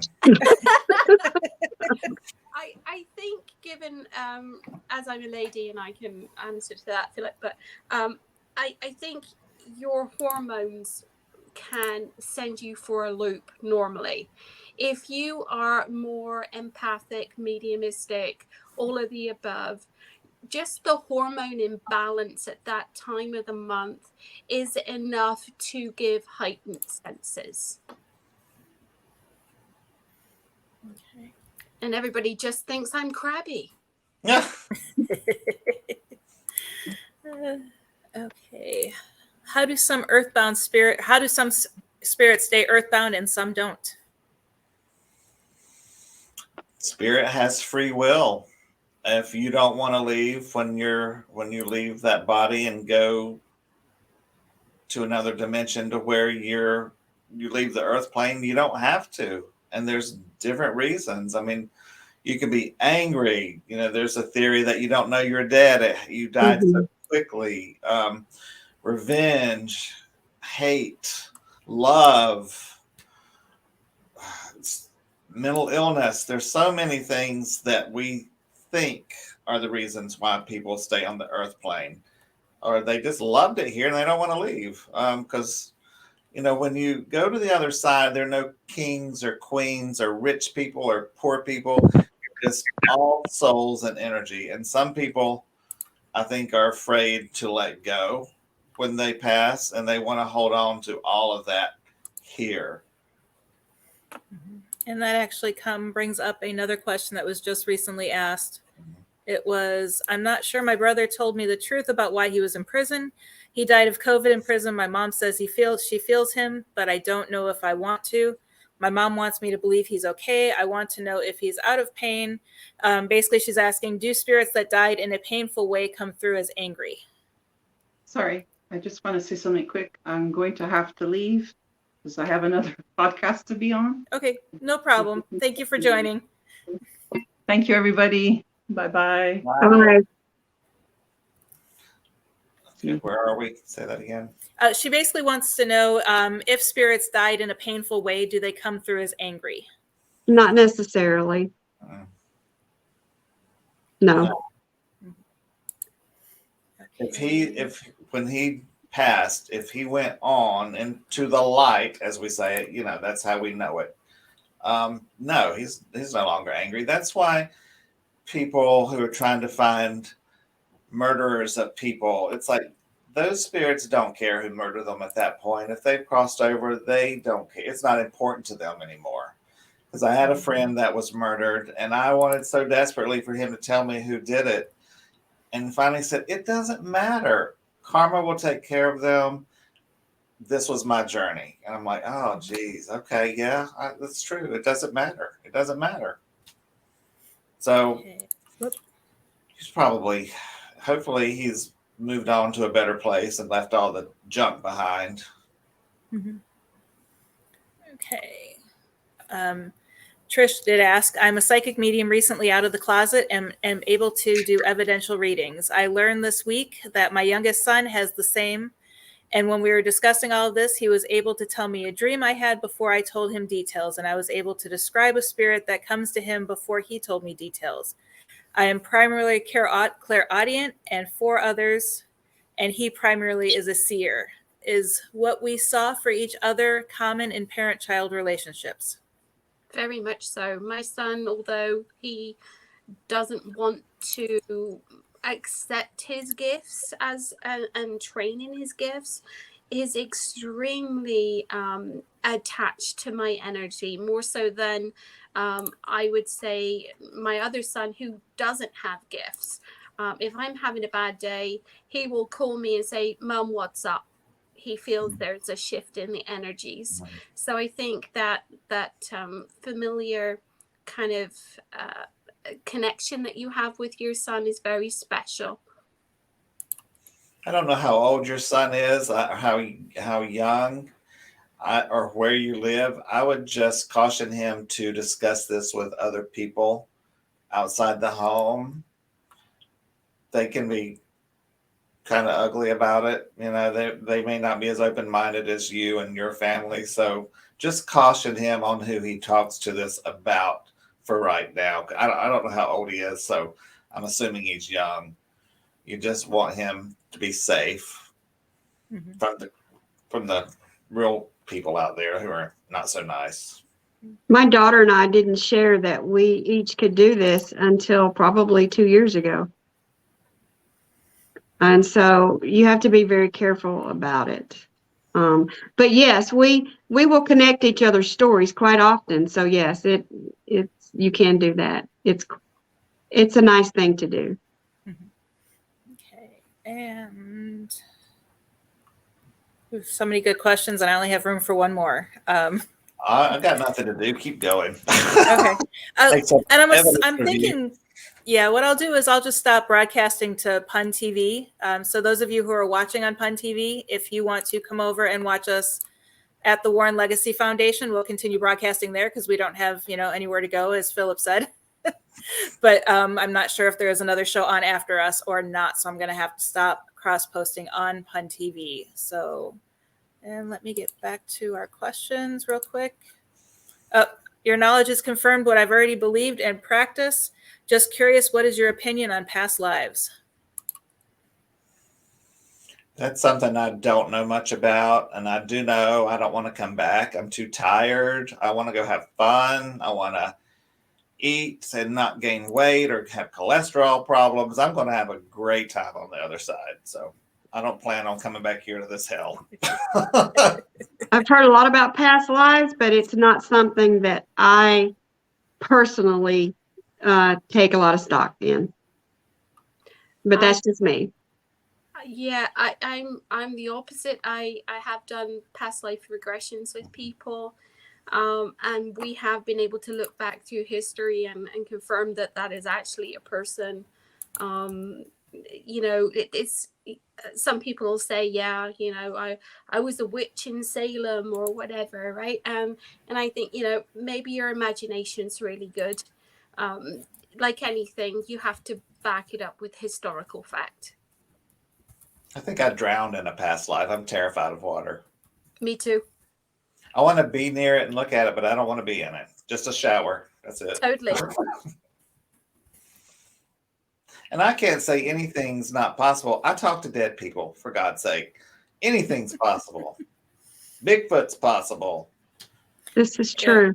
Fairies floating around with wings in a garden is possible. Anything is possible. Okay. And okay, this one. Can a medium tell you that, for example, you will never get married? Can they do that? And can they predict your whole life? They shouldn't. Run. I would say no. Because your life is your life and your path is your path. Even if for some reason they were the best psychic on the planet and knew that, they should never say it. I think they made a movie about this. You know? Oh, well, A self-fulfilling prophecy, right? And that's where you can do real damage to a person. That's why the ethics of what we do is so important. I don't know if any of you watch Grace and Frankie, but I'm of a certain age, so I enjoy it. But somebody told Frankie that she was going to die in 4 months. Oh my God, it was hysterical. It's hilarious. She had her own funeral. It was so cool. Yeah. But if you had any ethics, you would never say anything like that. Okay. It took me a bit to visualize white light waterfall flowing down on me to draw energy from the universe for Reiki, but one day it just clicked and comes very easy. Is this sort of clairvoyant? That's more of a sitting in the power situation than clairvoyant. That's you're in a meditative state and you're envisioning this as part of your meditation. So that's not really clairvoyance. That's just really good meditation. Okay. I mean, anybody disagree? No. Okay. And do any of you use spirit boxes to communicate? Absolutely. Sure. All the time. To be quite honest, I hear and see them anyway. So when I go out with my team, the spirit boxes are used so that the team can hear and experience spirit. That's the only reason. I don't use one at home or anything because they just come talk to me anyway. Yeah. Yeah. I find the spirit boxes make great tools when you're hosting an event, because how do you explain to guests who've never been on a paranormal investigation that this is what's happening on your EVP recorder? So I find those help really well with that, and actually explaining to other people what's we going would on. never use anything of a spirit box as evidence at a residential investigation.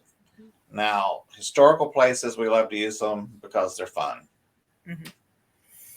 You mean those yes and no's that we get aren't evidence?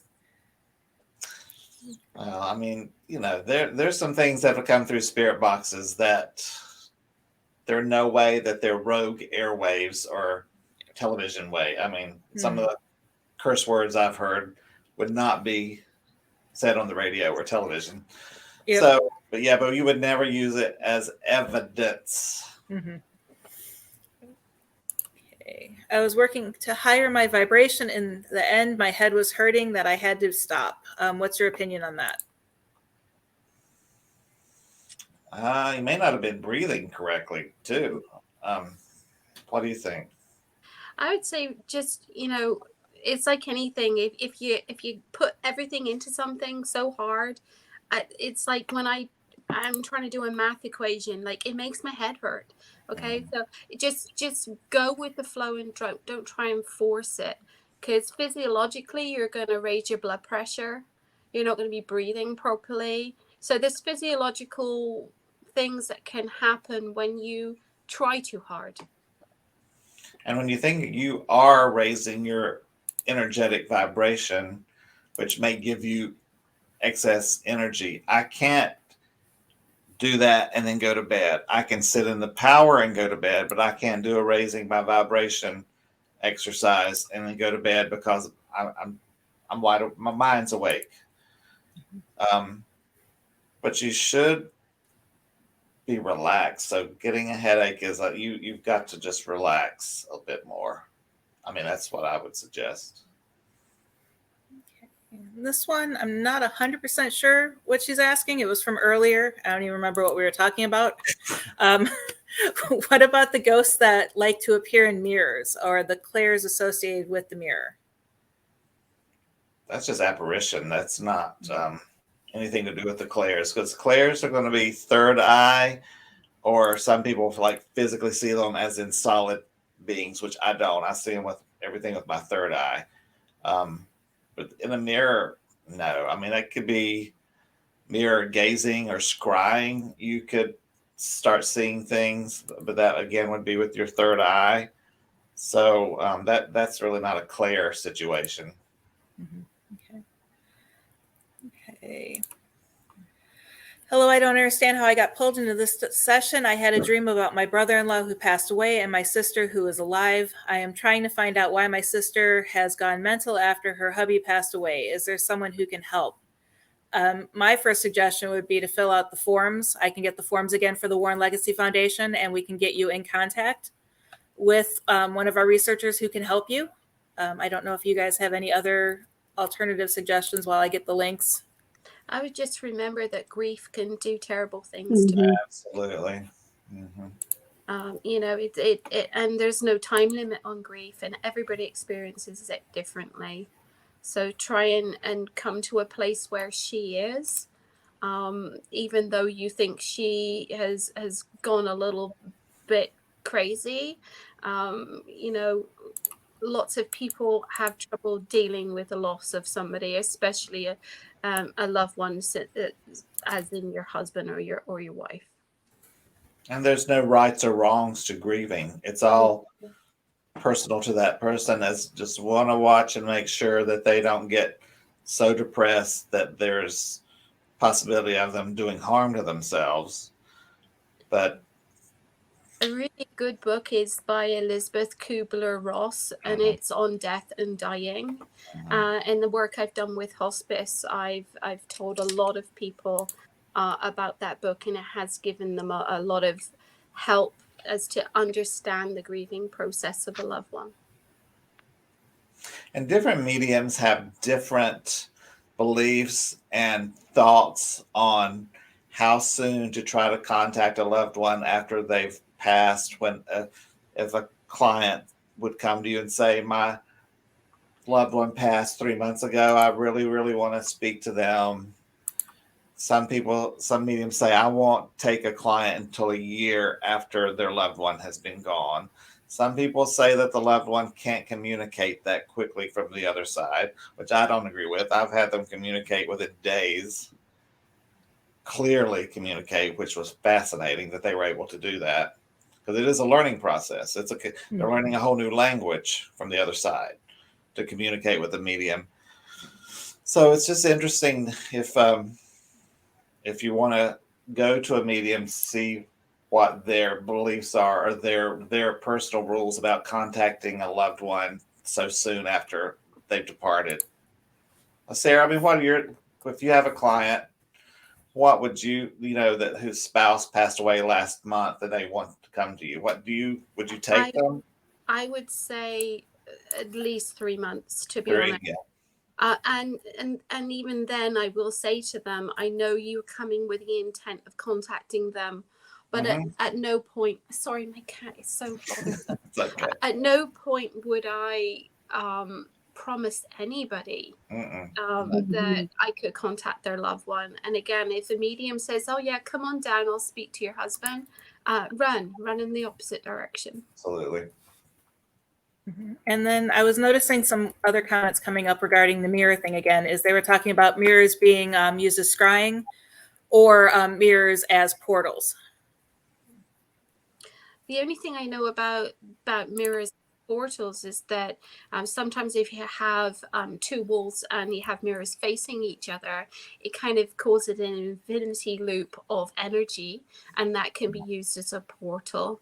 And like anything, scrying is a form of energy work. So whatever you expect, whether it's Bloody Mary or whether it's your pet hamster, that is what you're going to get. Yeah. We had an investigation once, and we walked into their game room or whatever, and they had mirrors going down both sides facing each other. I'm like, no wonder they're seeing black massive shadows. It's one giant portal. It was kind of funny, but it was, I mean, not funny for them, but when I walked in and saw that, it's like, well, here's one problem we could fix. Okay. And what kind of spirits move stuff and play opera music? Depends on what they're moving. Well, yeah, I mean, personally, for me, it would be Josh Groban. I mean, obviously, they're a lover of opera music. To move stuff, it's classic poltergeist activity, and that's not even necessarily from even a spirit. It can be from a human person with PK energy. So there's lots of different things that can move things. Yeah, and I find that interesting because we did capture during an investigation out of nowhere what sounded like piano music just start playing.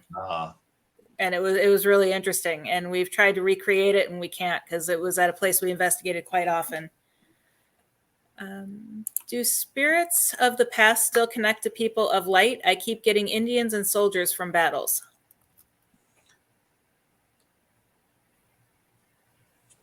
I think so. You know, I think especially Native American spirits. My head guide is a Native American spirit. They're very spiritual people to begin with. So it makes sense that they would come to us in order to impart knowledge. People who were soldiers from battles, they probably died in horrific ways. And, you know, maybe they're still earthbound. Maybe they think that we need to hear something. We have a lot of that here in the South with all the battlefields, and we've investigated several antebellum Civil War homes this past year, and it's funny how most of the Civil War soldiers are in a good mood. They're not really nasty, and it's like, I would be really ticked off, but I've never really run into a nasty Civil War soldier yet.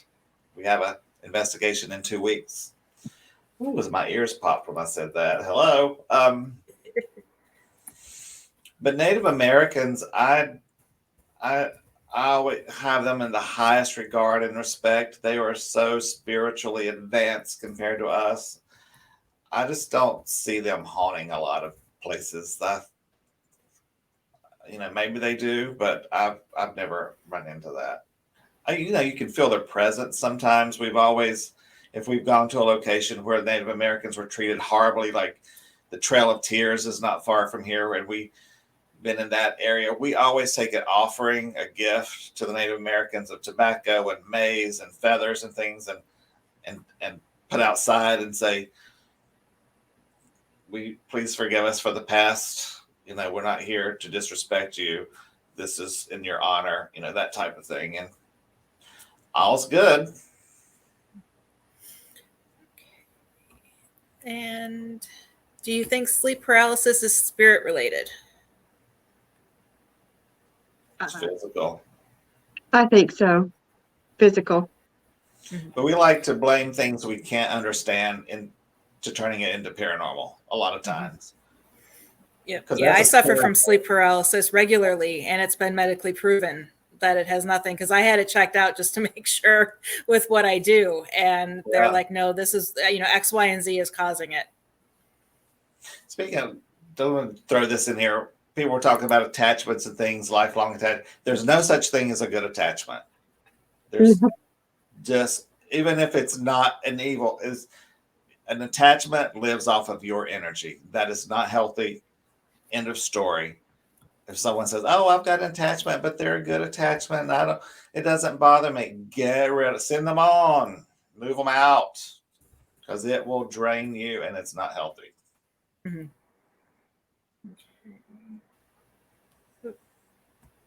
And there's a few more people who said they had questions and they'll be reaching out to us. This is kind of a long one, but she wants to know our opinions on it. My 3-year-old was suddenly locked in his room. For some unknown reason, I couldn't open the door. Suddenly, my son exited out of his cot, and he was shaking his hands, and his neck was stiff, and he was tapping his foot.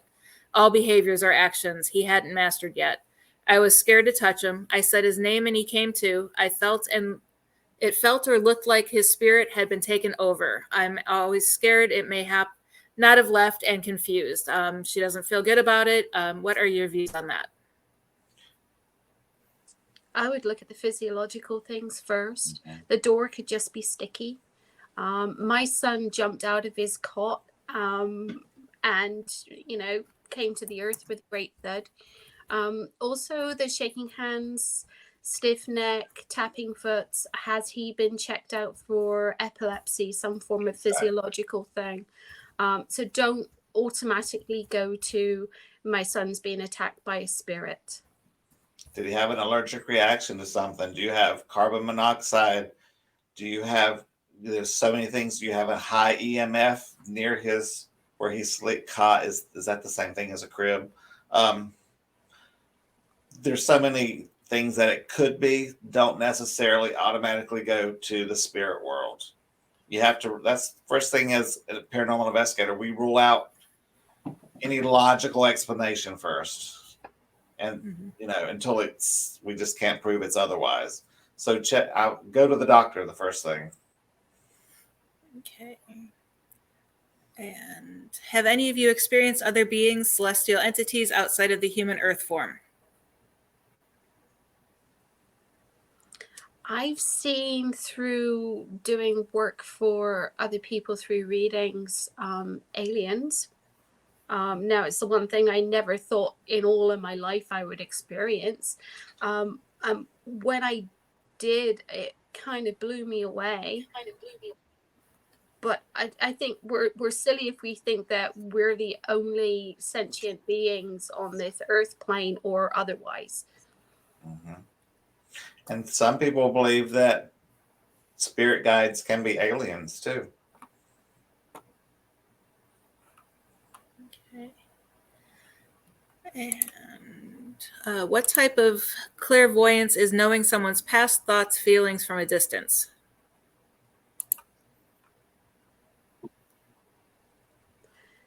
I would say feelings is especially an empathic role. The thoughts also, because thoughts are actually can give you physical feelings. So it's the same as when I walk up to somebody and I go, "Oh, you're having a crap day," before they tell me they're having a crap day. Knowing their past, now that can be a form of psychic abilities. I wouldn't necessarily say it was mediumistic, but definitely psychic. Okay. And what are your views on sleepwalking and sleep talking? Anxiety. Yeah, Unresolved. physiological more than anything. Night terrors, things like that. It's your psyche that's trying to process things while you're asleep. Now, I did sleepwalk as a child, though, and I'm a medium. Is there a correlation? I have no clue. Mhm. But we can't say definitively that has anything to do with it. Could be medical related or medication related, different things. Environmentally related. Yeah. High EMF can cause sleepwalking.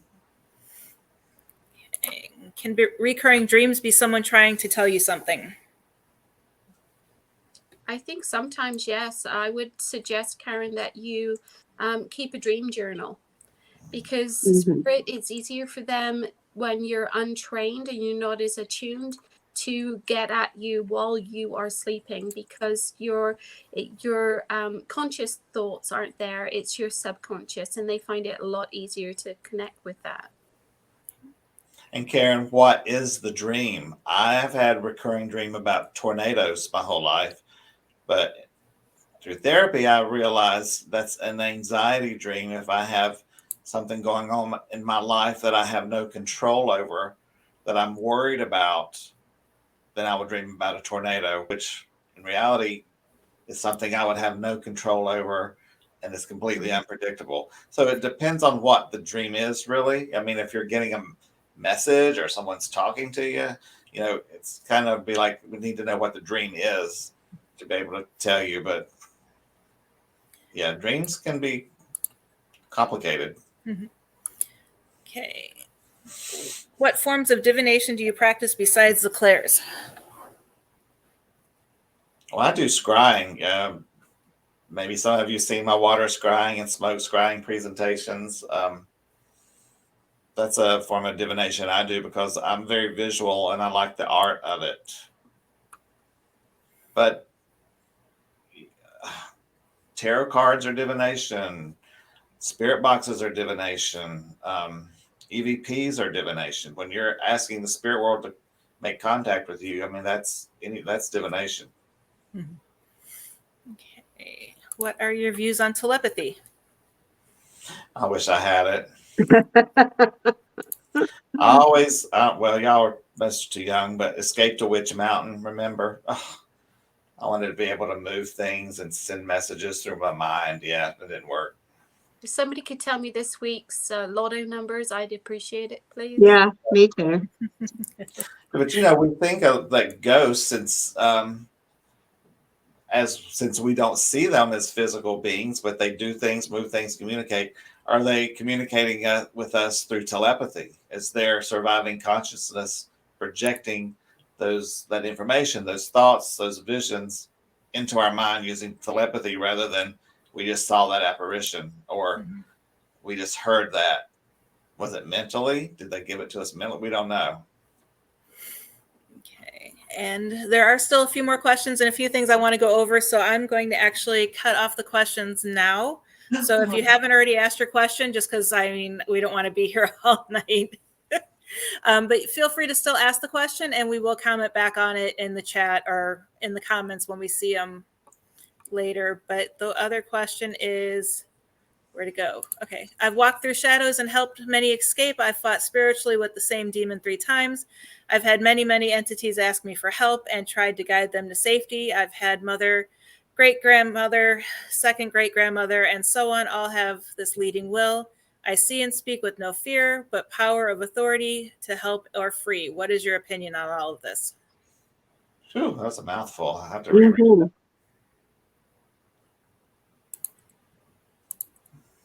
By walking through shadows, is that a metaphor by been through some negative things and escape?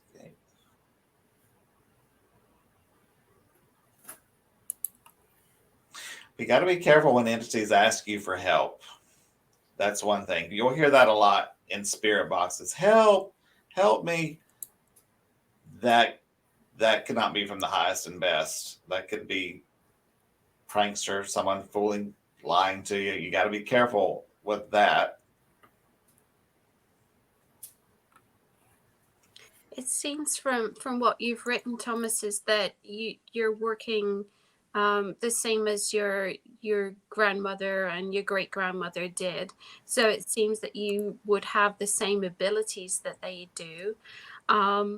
It's good that you have no fear, but I would say a little bit of fear is always a good thing. If we're going to be doing the work of spirit, just to know that not everything that comes through with our highest and best intention. And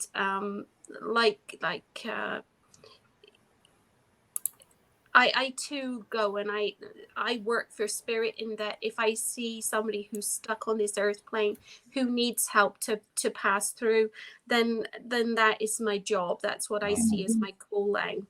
But it can be used against you negatively.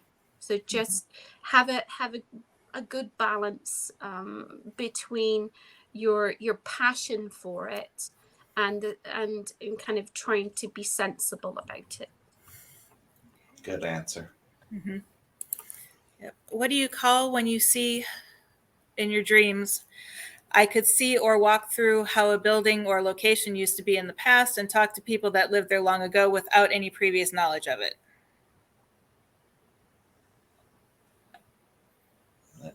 That could be remote viewing. It's almost like a form of remote viewing that you're doing, I would imagine, only at a different time frame. It's a really cool thing to be able to do. I would call it a form of mediumship, or one of the clairs, for sure. Some people can look back in time and they can even kind of smell something, or and they can feel like they're actually enveloped in the area that they're seeing.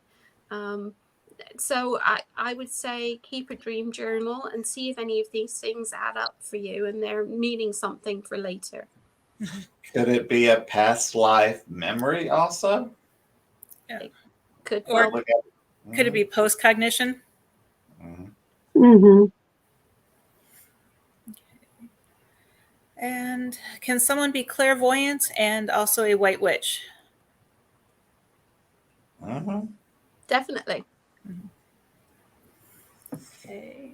And I be want clairvoyant and be a dark witch. I mean, I would, Yep. I want to help spirits cross over and be a medium. Do you have any tips on how to pursue that path? I know we talked about getting mentors, but I think this came in just a few minutes ago, so she might have missed the beginning. And that's spirit rescue work, and it's not as easy as people make it out to be. It's very complicated. You're basically a therapist for a ghost. And, getting feedback from the ghost is not always the easiest thing. But I've done it. It can be done. There's one book, Light the Way, I think it's by Amy Major. That's a good introduction into spirit rescue work. It's you might want to try reading that and see if any of that resonates with you. You can't force a spirit to go to the light if they don't want to go. There are techniques that you can use to encourage them to go, like having someone in their family that they either revered or feared or listened to come to the door and tell them to come with them and go. You can try, because sometimes a nasty spirit that you're trying to get rid of, that's a technique that sometimes you can use. Okay. And that is it right now for all of our psychic ability questions. We do have a few other questions that are more related to us. And so it's only 3, so it's not too many. The first one is, are any of us related to the Warrens? Unfortunately, no. However, Chris McKinnell, who could not join us tonight, he is the director of the Warren Legacy Foundation for Paranormal Research, and he is Ed and Lorraine Warren's grandson.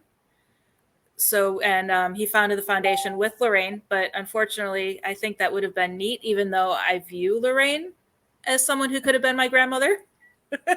We're all family spiritually. Right.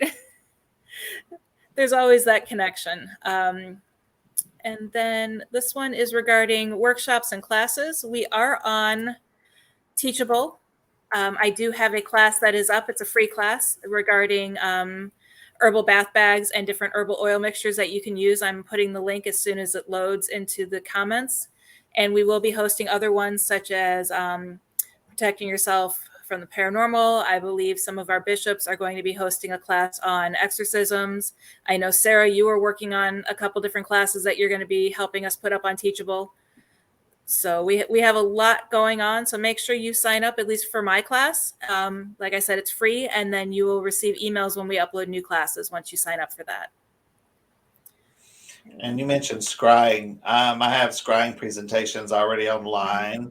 You can look on Ghost Education 101 or Google my name and YouTube with scrying. They might come up. Yeah, I think it does, because I think that's how I found one of your photos, just so I could share it for something when I needed it. And then, are any of you for lecturing here in the US would be interested in being a lecturer? I'm sure the other group would love you guys and have so many questions. I have a long list, but if you guys have anywhere you're lecturing, I'll let you go first. Only in this wonderful medium. Mm-hmm. Yeah, I don't either. I've done, we have something called Dragon Con here in Atlanta. I've done paranormal panels there for a couple of years, but then COVID came and shut it down for a couple of years. So, and I haven't applied for this year. I've got too much going on to do it this year. Yeah, and but for me, we are working on some for the foundation to have some of our members do. We're looking to host events with Flumery Promotions, and that's the same company that hosts events with Brandon, Mustafa, and all the ghost hunters, or not all of them, but some of the ghost hunters from the second season, or from the second series, the relaunch. But I will be out in the Las Vegas area doing a book tour. I will be at the different libraries through Las Vegas and Henderson. I'm going to be speaking at McCaw School of Mines in Henderson. And this is the last week of September, first week of October. And we'll also be doing events and lectures up in Goldfield at the the hotel, and a mine up there. Then also later in October, I'll be speaking at Metaverse in Atlanta, and then up in upstate New York at the end of October. But as always, you can find us always here. We do the Warren Files every other week. And like Philip mentioned earlier, we also do host Ghost Education 101 on opposite weeks of the Warren Files, so you can find us there as well. So Sarah, real quick, the one thing I wanted to make sure we talked about before we closed out is our psychic support group. Can you share some information on that and how people can join? Yeah, it's on Facebook. It's the Warren Paranormal Research for a psychic awareness, and sorry, my words didn't come out right there, and but it's just full of people that want to learn more, that have questions regarding mediumship of any range and ability, and what we would ask is that if you do have a haunting that you're having problems with, that group is not the place to ask questions regarding your haunting, and it's not also a place that mediums can come to kind of tout their wares to say, I can give you a reading. We don't encourage that there anyway. It is just literally for asking questions and getting like-minded people to give you advice. Okay, and I have shared in the comments how to find us, how to get help. And also, if you're interested in learning more about the classes we have, I did share a link for that as well on Teachable. And then just a few other things to close out. Again, you could always follow us on Facebook at Warren Legacy Foundation or the official Chris McKinnell. We are also on Instagram at Warren Files. If you're just tuning in, typically we don't go this late, but I thank everyone for sticking around as long as you guys did and asking all the amazing questions. But you can catch the replay on our YouTube channel. I will be posting that tomorrow morning once it downloads. And then the other thing I wanted to share is we do have a Patreon account with exclusive access to content. We have some amazing things that we're planning right now. Chris McKinnell is reading the, The Demonologist, and he is also doing his own commentary based on that book.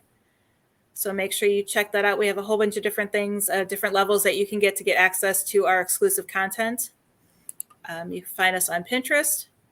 And then also similar to our Patreon, we do have a Teespring store with branded Warren Legacy Foundation branded items. Both all the proceeds from that and our Patreon account go 100% to the foundation to help support our members, help support our clients, get our members out to our clients to help them where they need it. And I'm just trying to get through this real quick because we are running later than we normally do. June 1st, we will be back at 8 p.m. Eastern for a discussion on haunted objects and the idea of collecting them. And it's not what you think it is. We are not, like, even though Philip has this haunted doll behind him, this is not going to be a discussion on why you should collect haunted objects. This is going to be more of a discussion on why you shouldn't. And if you do come across a haunted object, what to do. Yeah, don't tell them. And I want to thank everyone again for joining us. And I hope you guys all have a great day. And again, thank you, our amazing panelists. I'm tired. I'm going to bed. That was an ice cream. Exactly. Good night, everyone.